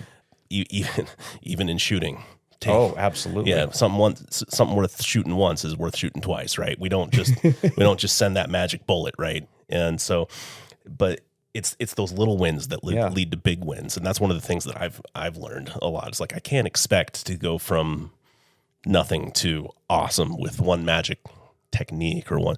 It's always little wins, right? And that's how I'm trying to think. Like, somebody that's bigger and more skilled than you trying to pin you, that's a horrible place to be. And you're not just going to stand up. Just stand up, bro. It's not going to happen. But, you're going to make a little bit of space to get your knee in. You're going to do little baby tiny wins. And eventually those compound into big wins. And that's one of the ones that I've started trying to apply more and more to life. Yeah. It's, if I could piggyback that, it's James 300 Foster. Guy looks like Leonidas, but taller. I was at one of his seminars, and he was saying that what you're basically stating. He's like, if you focus on making whatever it is in life 100% better, you're probably going to fail at it. But if you can see how to if you can make your position or whatever problem that you have, if you can make it 1% better, do you think that maybe you'll see how to make it 2% better? And when you make it 2% better, do you think you'll see how to make it 5% better? Yeah. He's like, before you know it, like, you might be up at 30% and you're like, I'm going to get out of this. Mm-hmm. I'm out of this problem because I see that, it's like I've continued building up all the milestones for a great escape or a great solution to my problem in life. Now I have hope. Yeah. Yeah. It's 100%. Yeah. It's like, or somebody that's clearly just going to tap you out, right? But last time we rolled, took him 20 seconds. This time we rolled 35 seconds, baby. Not quite double, but I survived. Working up to that minute. I survived a lot longer, right? It's and I'll say that for like self-defense, right? Like, I would not want to face, as much as I've learned about the application of violence in this, the less I ever want to actually be in that situation to test myself. It's like, I know how it's going to go. And I also know that there's people out there, they're just walking, like they're unassuming as anyone, but it's like, no, they have a skill set. They have a particular set of skills. Yes. And it's, I just don't want to mess with them. So I don't know who, if something's starting up, I don't know who. It's probably not the loudmouth people or whatever, but I just have way less interest in ever being in any kind of true violent confrontation. Mm-hmm. And I think that actually will help make sure that ends up being true. But if ever I am, I have a certain set of skills. Yeah. And it's nice to know that. It doesn't mean I'm confident that I'm going to walk out of that, but I'm confident that I'm going to be able to accomplish. They don't just get to do what they want. Right. And it's kind of the mentality, better to be a warrior in a garden than a gardener in a war, right? Amen. Yep. Yeah. And that's kind of why I do it. But also I realized along the way, like when you're squaring off with somebody, grappling with them, it's all good fun, but your brain is just like, I am going to get murdered. Right. And part of your brain is like telling you, like, we have to focus all of our capacity right now in this moment to not dying. Right. So there's no room for any of your daily problems, daily stresses to enter into that equation. So a lot of times, just people going through a rough time, having a bad day, or going through something as bad as a divorce, or whatever, I'm like, you need to be on the mats as much as possible. They're like, yeah, I know, I'll show up. I'm like, no, I'm telling you, for your mental health, you need to be on the mats because you're bombarded with stress. We're all bombarded. We that's universal. We all have stress every single day. But is there anything in your life that can really take your mind off of it, even for 5 minutes? I guarantee you restart a computer, it's going to run better. But we don't do that with our brains. Jiu Jitsu has always been that thing for me where once I'm rolling, go out, I could even just do 2 or 3 rolls, 10, 15 minutes. And man, I'm a happier person. And I think we all learned a lot of things from COVID. That was one thing I learned, was just like, dude, if I don't have Jiu Jitsu, I'm a basket case. I'm going to need therapy. Or I could just roll around with sweaty guys. Yep. I think it's cheaper, honestly. All right. Well, a question, Jeremy, that we kind of asked everybody who comes to talk to us is a book or a story that has meant something important to you. And for most people, there's way more than one. So Just pick one. Doesn't have to be the top-notch favorite. Up to you. I think the story that made a big difference in my life was 1 Second After by William Forstchen. And it's a fiction novel based on an EMP scenario, electromagnetic pulse. So do you want me to go and kind of do a basic summary of? Yeah, if you could just Okay. tell us about the book. I don't think Steven's read this one. I picked it up because you mentioned it. Yeah. But I Just think got called out, Steven. Guilty. there's a book that Sorry. Steven hasn't read. What? They do exist. This is one of them. It's okay. So remember at the very beginning I said Adam's name would come up again. He recommended this book to me, and he just said, he's like, you really need to read this. And this was probably 16 years ago. And so I'm like, okay, cool. And from I think the first chapter, man, I am hooked. I'm locked into this, and I'm not a book reading person. Again, my ADHD takes over, and I think I finished that over a weekend. It was just that like monumentally huge to me.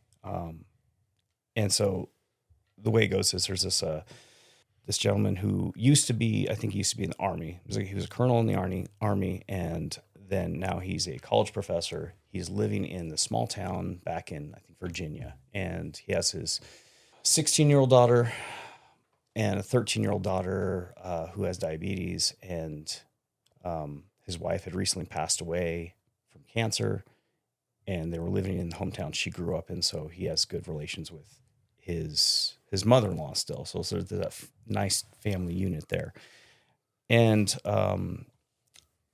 as part of his duties when he was a colonel was to think about all the scenarios of where America could potentially get attacked. And one of them that he wrote up on, that he was very well versed in, was an electromagnetic pulse. It's also like the same thing that naturally occurring is like a solar flare coming off of the sun.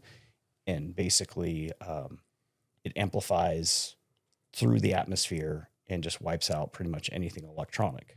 And so people are like, oh, well, a world without iPhones might not be such a bad thing. I'm like, yeah, but we're forgetting like refrigeration, communications, just pretty much every luxury that we've gotten used to most likely be affected. If not permanently damaged, it would take a lot to fix it. All vehicles. Yeah, I was going to say transportation, because it's all computerized. Those are gone. Potable water. Yeah. I mean, pretty much the only people that probably wouldn't be affected much is like, communities like the Amish and everything, who they're used to doing it with just mechanics and their bare hands. That's what they're used to.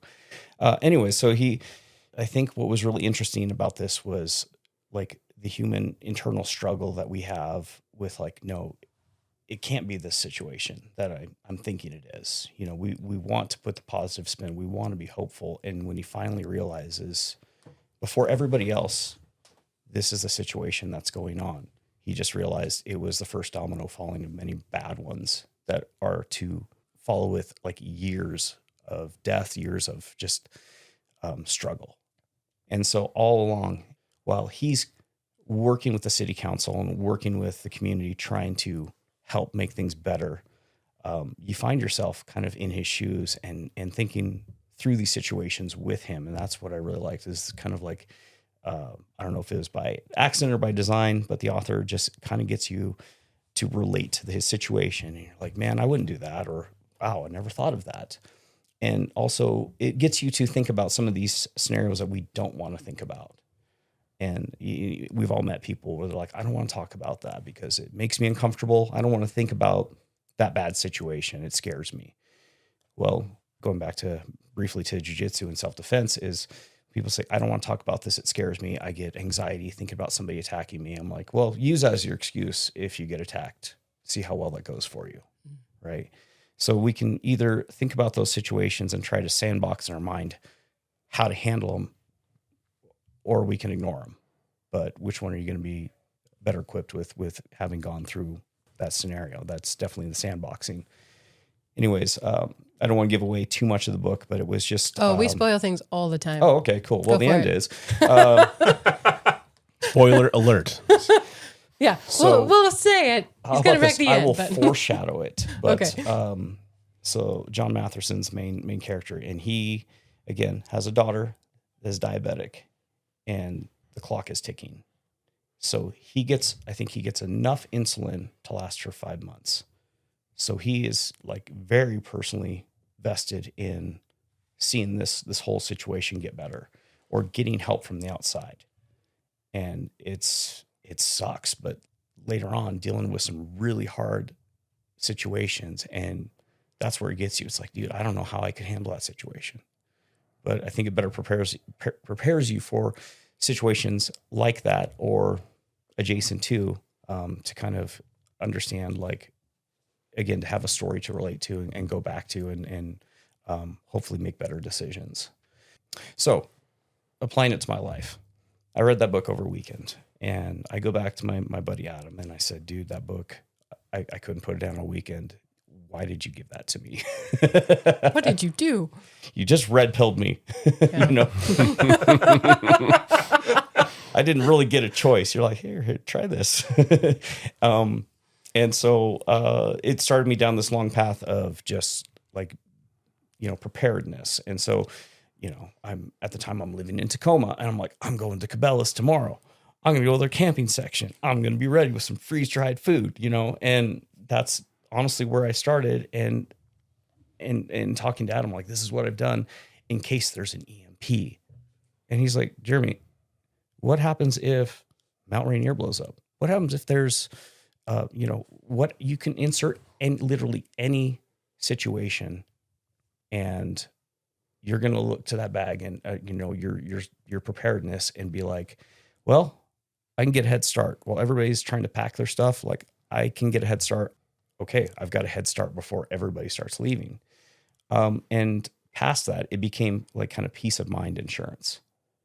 I didn't worry about scenarios as much, like, well, what happens if there's a tornado, earthquake? Like, yeah, it's going to suck, but hey, I feel like I'm a little bit more prepared because I've thought through these things.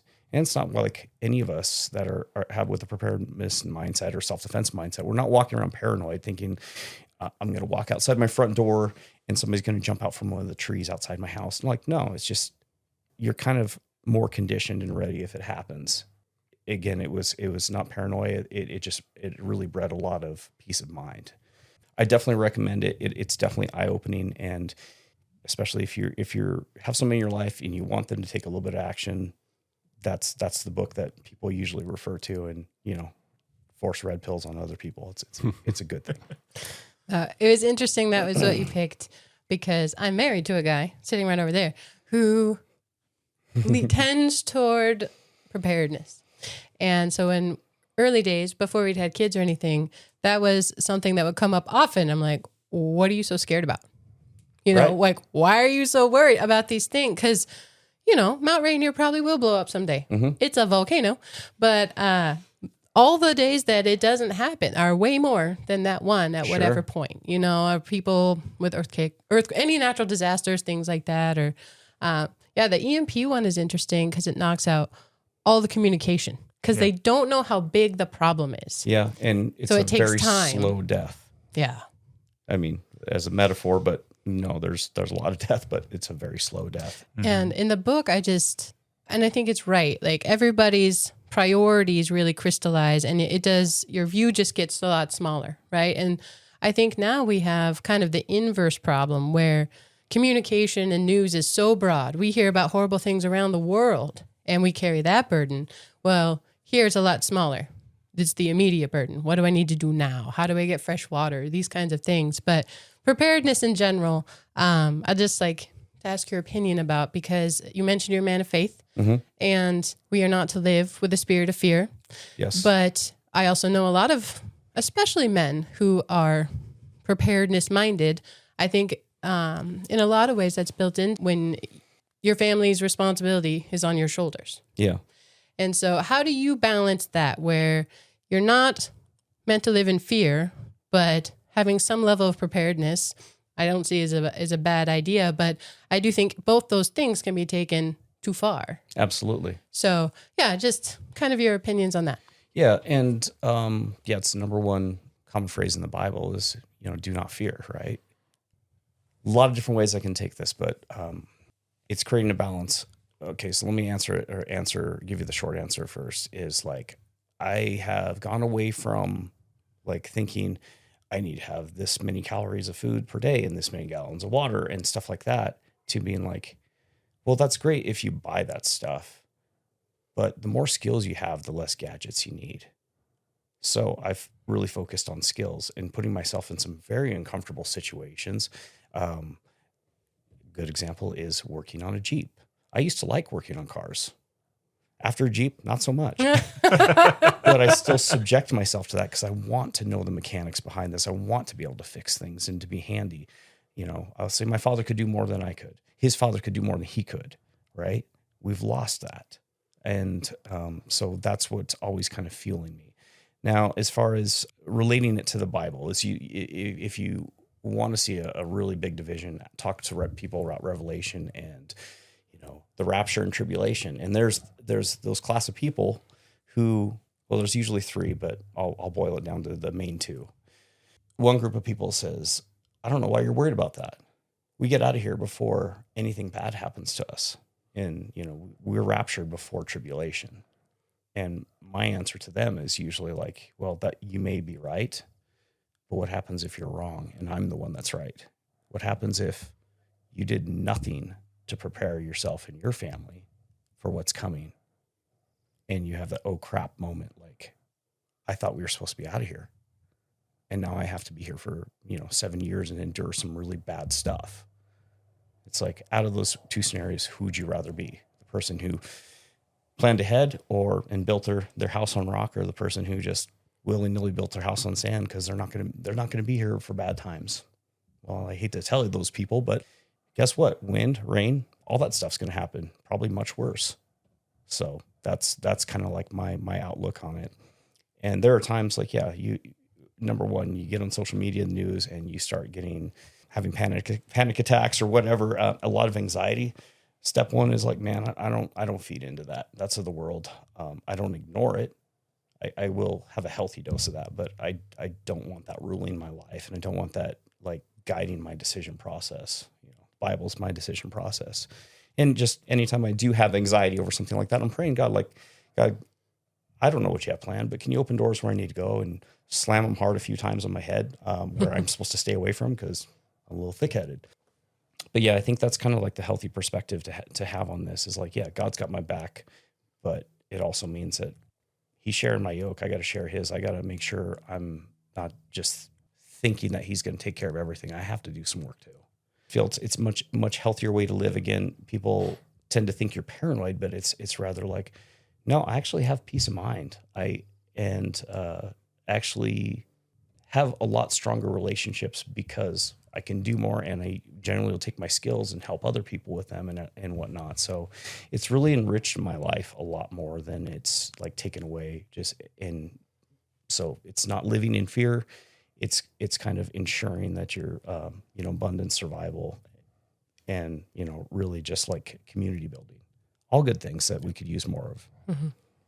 This was a topic that came up when we did Treasure Island, actually. And I remember Dave talking about this. In the beginning of this book, you have a captain who is not a pirate, but he is taking steps to basically make sure everything is going to go okay on this ship. And one of the other characters asked him, "Are you expecting a mutiny?" And the captain said, "I wouldn't go to sea if I was expecting a mutiny. That would be irresponsible, but I'm still going to take these safety features." And Dave, you brought up that concept of preparedness, that it doesn't mean you're expecting everything to go bad, but why not take the steps ahead of time that you can take that make sense to give you some peace of mind? And then in that situation, when the pirates did show up, they didn't all die. They were better off than they would have been before. Absolutely. Many of them died, but the steps that he took saved some of them. And so I'm seeing a lot of parallels between this and that situation. I don't buckle up because I'm expecting to get in a car wreck. Right. Right? Like if I was expecting I'm getting in a car wreck today, I'm not driving. Yeah, but I'm going to buckle up just in case. And other things, people think about like preparedness as it's like this solemn thing that's not fun. Now, I love learning new skills, skill acquisition, right? Like, I'm not like a Navy SEAL. I love learning to shoot. I love learning to move and communicate. It's cool. I love learning about ham radios and all that stuff, and I also realized that I can't have enough bullets and beans if that's what needs must. You can't do that. But what you can do is learn skills and then build community. And guess what? Building community is fun. Absolutely. It's like how antisocial and like nihilistic is. Like I would not build community except for the one reason, in case I need it, right? In case it's like, no, we build community because that's what we tend towards anyway. That's the way we're created. We need each other, right? And I'm not gonna carry every skill. I don't know, and the nature of the problem that's going to happen. It's not necessarily the problem with a capital T, capital P, right? Like you can have local things like, yeah, wildfire could rip through here in no time, but we have some things in some bags and we can get out. It's funny. What the other thing that people think about is like, you don't need a specialized skill set. You need the word. So read it, memorize it. You need food, water, shelter. You need defensive capabilities. And you need places to be and go. And how do you do that? You do that with community. And guess it's fun, man. You're doing things that make you better. Yeah. So it's an enjoyable process to be. And guess what? The byproduct, you happen to be more prepared for stuff, right? I don't know. That's the way I think of it. I like learning knots. I know more knots than I need to be effective with rope, but it's really cool. And then in the process, oh, this knot looks a lot like, I could tie somebody's arm in that, right? Like they have crossover, like Jiu Jitsu applies to everything in so many ways too. Like all those other disciplines, they apply too. They all have their nuances, but they all have similarities. Absolutely. Yeah. I remember, if you get in a car when you have little kids, especially as a mom, like I always brought like extra diapers, extra something, extra everything. Oh, yeah. Or like extra snacks, whatever. And to me, that's like this little microcosm of preparedness. But I'll tell you, absolutely, that can be overdone as well. Oh, yeah. And I think that's when preparedness at any level or any degree can be overdone, when it becomes this burden. Like, 100%. Oh my gosh, I didn't bring the extra pack of diapers or whatever. Like, what are we going to do? How will we enjoy our day? Yep. Well, that's absurd. How many times can that baby poop in 3 days? Like, it's only so many times, right? But it's like preparedness. How many beans? How many? I don't even know how you measure beans. Yep, exactly. Yep. Yeah, I mean, how many would give you that peace of mind? Well, I tell you, at some point, you have too many. It's not adding to your peace; it's taking away from it. And now you're concerned about maintaining that supply, exactly. Right? Yeah. Well, and the man in that story, John, his daughter is a diabetic. I mean, I think they picked that disease specifically because you can't keep years worth on hand. Even if he'd been preparedness minded around his daughter's illness, right? He couldn't have had 5 years of insulin in the fridge.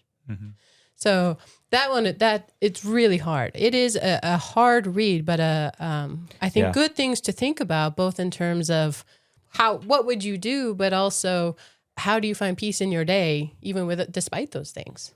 I think a lot of people had a similar situation. A lot of people who have read that book, and I've given it to, kind of have a love-hate relationship, because it opens up your eyes to things and that you didn't know about or you didn't want to think about. Like, I guess two of the things that I got from the book that was very, very huge was, I think it was like a few weeks after said event that happened. They're trying to strategize, like, well, how do we handle the old folks, the old folks home? It's hard. Yeah, they don't have power. They need people. People are going home to their families. Those people aren't cared for. That really hit home for me, because that sucks. It's a reality of like technology and electricity really does a lot to help make our lives better, but also extends the lives of all of us, right? And also the doctor, kind of in the weekly meeting they have, he says, we're going to have to start figuring out the situation with insane asylums, because people are going to start running out of medications that are not coming. And there's medications that make people who normally be in insane asylums, that makes them actual functional human beings. And when they run out, bad things are going to happen. And it's like, oh my gosh, that's so true. Again, it's a little bit more immediate than John's need for the insulin. And early on in the book, it's kind of cool. I like how human John is, because despite being very knowledgeable, he's human and he makes mistakes. And one of his first things right off the rip is he has this, he's still addicted to cigarettes, even though he tries not to smoke. And so he goes to meet with his buddy who owns a convenience store. And he's like, can you give me as many cartons as you can? I'm going to pay you or whatever. And then he says, oh, and if people come in for cigarettes, hide the cartons, just delve them out, individual packs, and say that's the last one. Hold on to some for your own, because I think these are going to become currency. And it was like, that's actually a really strong, addiction is very much like a motivating factor in a lot of people's daily lives when we have abundance around us. How much worse would it be in that kind of situation? And he actually, later on in the book, he's like, yeah, it wasn't the cigarettes like I thought it was going to be. He's like, people start running out of ammo, and we start thinking about like that. He's like, a box of ammo is like, that's 20 opportunities you have to hunt something and shoot it. It's 20 opportunities you have to defend yourself against an attacker. And so that actually kind of started becoming the currency, as well as much as barter is. You deal in addictions. Or is there going to be an immortal jiu-jitsu tobacconist? As a doctor, I would ask you not to do that. But is there?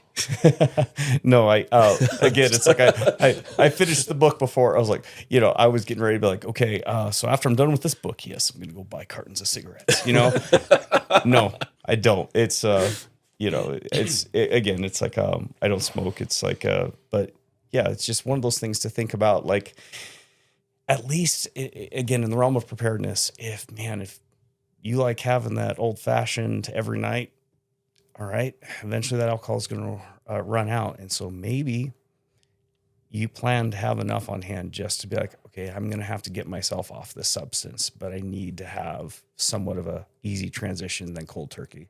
Same thing with whatever, cigarettes, whatever, some medications. Like, I have to have some period of time where I'm going to wean myself off of this if I have to.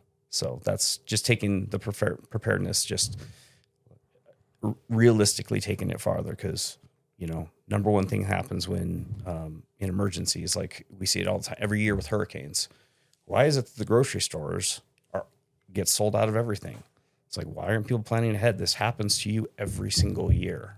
Or toilet paper and COVID. Oh my gosh. What was that? I mean, that was crazy. You'll never be able to describe that to people who didn't live through it. No one will believe it. I've been toilet paper? Oh yeah, dude. Yeah.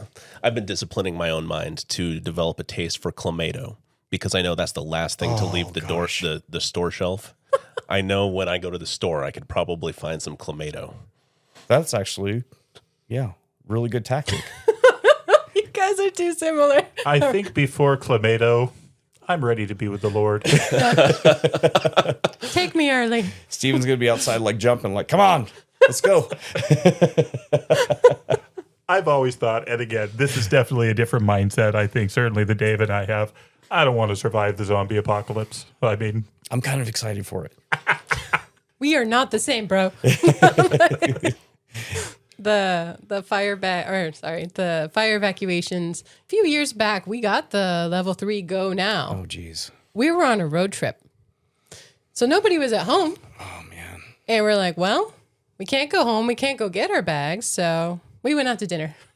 And we thought, wouldn't it be so weird? Like, if your home is just gone when you get back from it, like, it was just a real time. And it didn't happen that way. All credit to our firefighters. They are phenomenal. Absolutely. Indeed. But that was just the strangest time, because you can prepare. And yet, it's never an insurance. Like, you don't know where you're going to be, how it's going to go down, anything. So, I don't know. For me, I know people who like the dystopian books as well, future dystopian type things. And when I was younger, they bothered me because they did unsettle me. Yeah. But I think more and more I can read those and think through the pieces I can learn from it. What can I take from this without it wrecking my peace? How do you have peace despite all that, but despite all those possible future outcomes that we don't get to know? But it was an interesting book. Challenging. Yeah, challenging, but yeah, I definitely recommend the read to anybody who's, just wants to know how bad things could get and wants to like make that step to, start going down the route of preparedness. I liken that to your doctor gives you that prognosis, like, man, unless you get your health in order, start exercising, start dieting, there's just a bad future ahead for you. And so, man, it sucks for that first week or 3 weeks to really get on that good regimen. But once you do that, then it just becomes this lifestyle. And now your perception has changed to basically be geared towards that lifestyle that is ultimately going to help you thrive. And that's such a great example because the vast majority of people completely ignore that until the heart attack. And then they are so upset and shocked that this happened to them. Yeah. Why didn't you stop this, doctor? Well, remember all those years we've been talking about your blood pressure and your smoking and your alcohol use and your diabetes, and you didn't want to do anything about it? This is the inevitable outcome. So I think that's a great example. I mean, this is a book that hopefully one of the things we get through literature and story is we can get that slap in the face without having to experience it. So if we can read about it, we can be forewarned against it. And I think it's a great comparison. Yeah. And if I could, I guess, talk about some of my pitfalls is again, just think like, I got to get more gadgets. You get all gadget like focused and whatnot. And like, I got to have this much food on hand and whatnot. And where my mind shifted in this was when one of my kids, we all have a bag. I make sure like, I'm not going to be responsible for your blanket. Have your blanket in your bag so that, you have that comfort item that you need. And one of my kids says, man, I want to bug out so bad. I'm like, why on earth would you ever say that? It's like, do you understand how bad things would have to be for that 3 days of supplies looks better than your situation at home? It's like, do you understand how bad that would have to be? Rather think about it in a healthy way. It's like, I have that if I need it, especially if you go on road trips.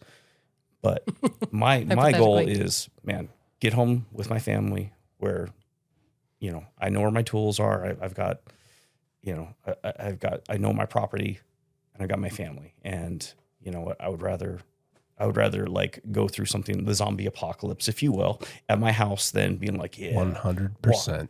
I'm going Walking Dead, going to take my Jeep and my bag and I got to find me a vest with the angel wings on the back because I like Daryl. It's like, no, that's not realistic. You know what is fun though is you should be able to take that bag. He says that, man. I'd be like, great. All right, let's find some time on the calendar. Mama's got the homestead. Let's go. Don't even prepare them. Other than grab your bag, and let's see how it goes. I've done that. Yeah, the kids, they're not going to have an enjoyable experience. But it's kind of funny. It did fuel some of my kids to be like, man, I did not have what I needed. I'm like, I know. I mean, we had food, we had water, but yeah, those solar blanket bivvies, if that's all you have to sleep, they kind of suck. If that's all you have to sleep, they're kind of awesome. That's what you have is the best tool you have is the one you have on you. But yeah, I'd much rather have my down sleeping bag with a nice cushy pad under it for sure. Yep. Yeah. So it's, and it is kind of a fun experience too when, it's like people are going to think I'm a bad father. I'm not. I'm an okay father. No, I'm just as a good parent. I think we are all too hard on ourselves, right? Anyways, like there's been situations where the power goes out and the kid's immediate response is like, well, let's go to my friend's house. Let's go to Mama and Papa's house. Let's go to their house. They have power. I'm like, no, we're at home. Embrace the suck a little bit, guys. We'll be okay. The power's going to come back on. But you know what? Let's get through this. This is a little micro situation where we can get through this, and we should practice getting through this. Bust out that Frozen Edition Uno. Exactly. That's all we got to deal with, guys. So I actually think it's great for the power to go out sometimes because it's shameful how many things I will just flip on the light and be like, what's wrong? Oh, the power's out. Right. Like, I'll just start the dishwasher. I'll get these things done. Like, oh, Right. Like it's a good reminder because it is so automatic for me most of the time. Oh, yeah. Like, oh, I can't do that. Where it really gets sucky is when you run out of hot water. Like that is so not cool, man. Oh, that is no. Yeah, it's one of those things where, people are like, that's a luxury. I'm like, I don't really think it's a luxury at this point. It's pretty mandatory. Yeah. It's like you say it's a luxury, but dealing with wife and 3 girls, especially growing up through their teens, it's like not having hot water. Yeah, it's a bad day for me. Fix it. Oh my gosh. 240 volt capable generators. I like it. Or 220. Sorry, it's 220, not 240. I don't have that skill set. All I know is I want a big generator too. And if you want to be like a better father in this experience, like, yeah, don't tell your kids get their go bags and that's what we have for the weekend. Like, hey, let's go camping. Yeah. That's another, it's a great activity all around, but then it's a situation where we're definitely roughing it. Our priorities are going to change. Things aren't as easy. Like, hey, well, why can't we stay in a hotel? Why can't we get a camper? Like, why do we need to do any of that? Like, well, you're worried about the water? Go get some more water. Just go haul some more water. I know, but I want it to come out of the faucets. But once you get through the hard part of the convenience, then I think it makes for a great experience for everybody. And again, it's all about making stories and memories. That happens a lot with those situations. So, yeah, we've experienced that with backpacking. I didn't know that hardly anybody backpacks. Like it's not a thing. Camping is a common thing with or without a camper, but I just assumed more people did the hike in and camp that way, and that is not the case, at least with the people I know. If you are willing to walk 2 miles, you will find some epic, pristine places in so many parts of the country. Mm-hmm. Found that with hunting too. Just walk out. If you're willing to haul some game out just a little ways, you can find some spots that like nobody's at. Mm-hmm. Just be, if you're able to, walk a little ways. Yeah. You'll find some cool places. We didn't grow up backpacking. I just thought everybody did it. Like we were the weird ones. We didn't backpack. No, I think that's pretty common actually. I was the weird one. You were the weird one. I was always the weird one. I knew it. All right. So one question and then we'll kind of wrap up here, Sure. Jeremy. But you mentioned podcasts and stories. Like what are the kinds of stories that you like to hear? What do you choose to listen to or read? Choose to listen to or read. I'm a big fan of anything that's kind of like the hero journey. Yes, I tend to gravitate towards dystopian novels and everything like that, but the hero journey and anything that kind of falls in that category, as well as like anything hopeful and just something that's relatable, realistic. It's probably based in fiction, but yeah, is more realistic, but that kind of just inspires a lot of hope in the story and within myself, let me go off tangent really quick here and say that like, one of the examples I bring up throughout the year with kids, actually with all of my students really, is that, there's this, rat experiment done by this gentleman named Kurt Richter. I want to say it was like the 50s or 60s. I do not know where you're going with this. Oh, this is great. Yeah. So he is doing the scientific experiment to see like if domestic rats would survive in a whirlpool longer than wild rats. And so he's basically thinking, yeah, the wild rats, they're much hardier. They're much more geared towards survival. They will last longer. Well, they kind of sink to the bottom repeatedly in as many times he's done the experiment. They pretty much give up after about 30 seconds in that whirlpool once they realize they can't get out of that situation. The domestic rat, 4 or 5 minutes. Okay. Then they sink to the bottom, same demise. Okay. That kind of threw him for a loop because he's like the wild rats, they should be able to, they're used to being out in the wild and having to endure tough things. Well, they quickly assess the situation as like, well, I can't escape this. I'm done. So then he tweaked the experiment a little bit and he would take the rats out and dry them off, give them rest, and then he'd put them back in the whirlpool after they'd kind of rested a little bit. And so then the rhetorical question I usually ask is, how long do you think those rats would swim for? Hours. Really? Hours. And so then it was like, well, what was the difference? Why did that make a difference of him taking the rat out and drying him off, letting him rest? Why did that make a difference of, whatever, like 4 to 5 minutes to hours? Because they had hope.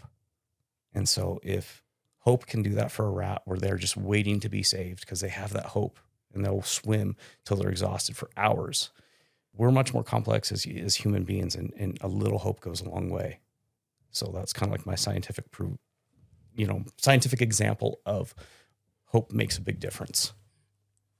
Not to interrupt, but may I make a comment on that? Yeah. How wonderful is it that we as Christ followers know that? Yeah. Classically, there were the 4 cardinal virtues, right? Hope was not one of them. Faith, hope, and love are the theological virtues that we get from the Word, that we get from the Bible, that we get from Paul, that we get from God. Now, in the classical world, what is hope? Hope is the story of Pandora's box.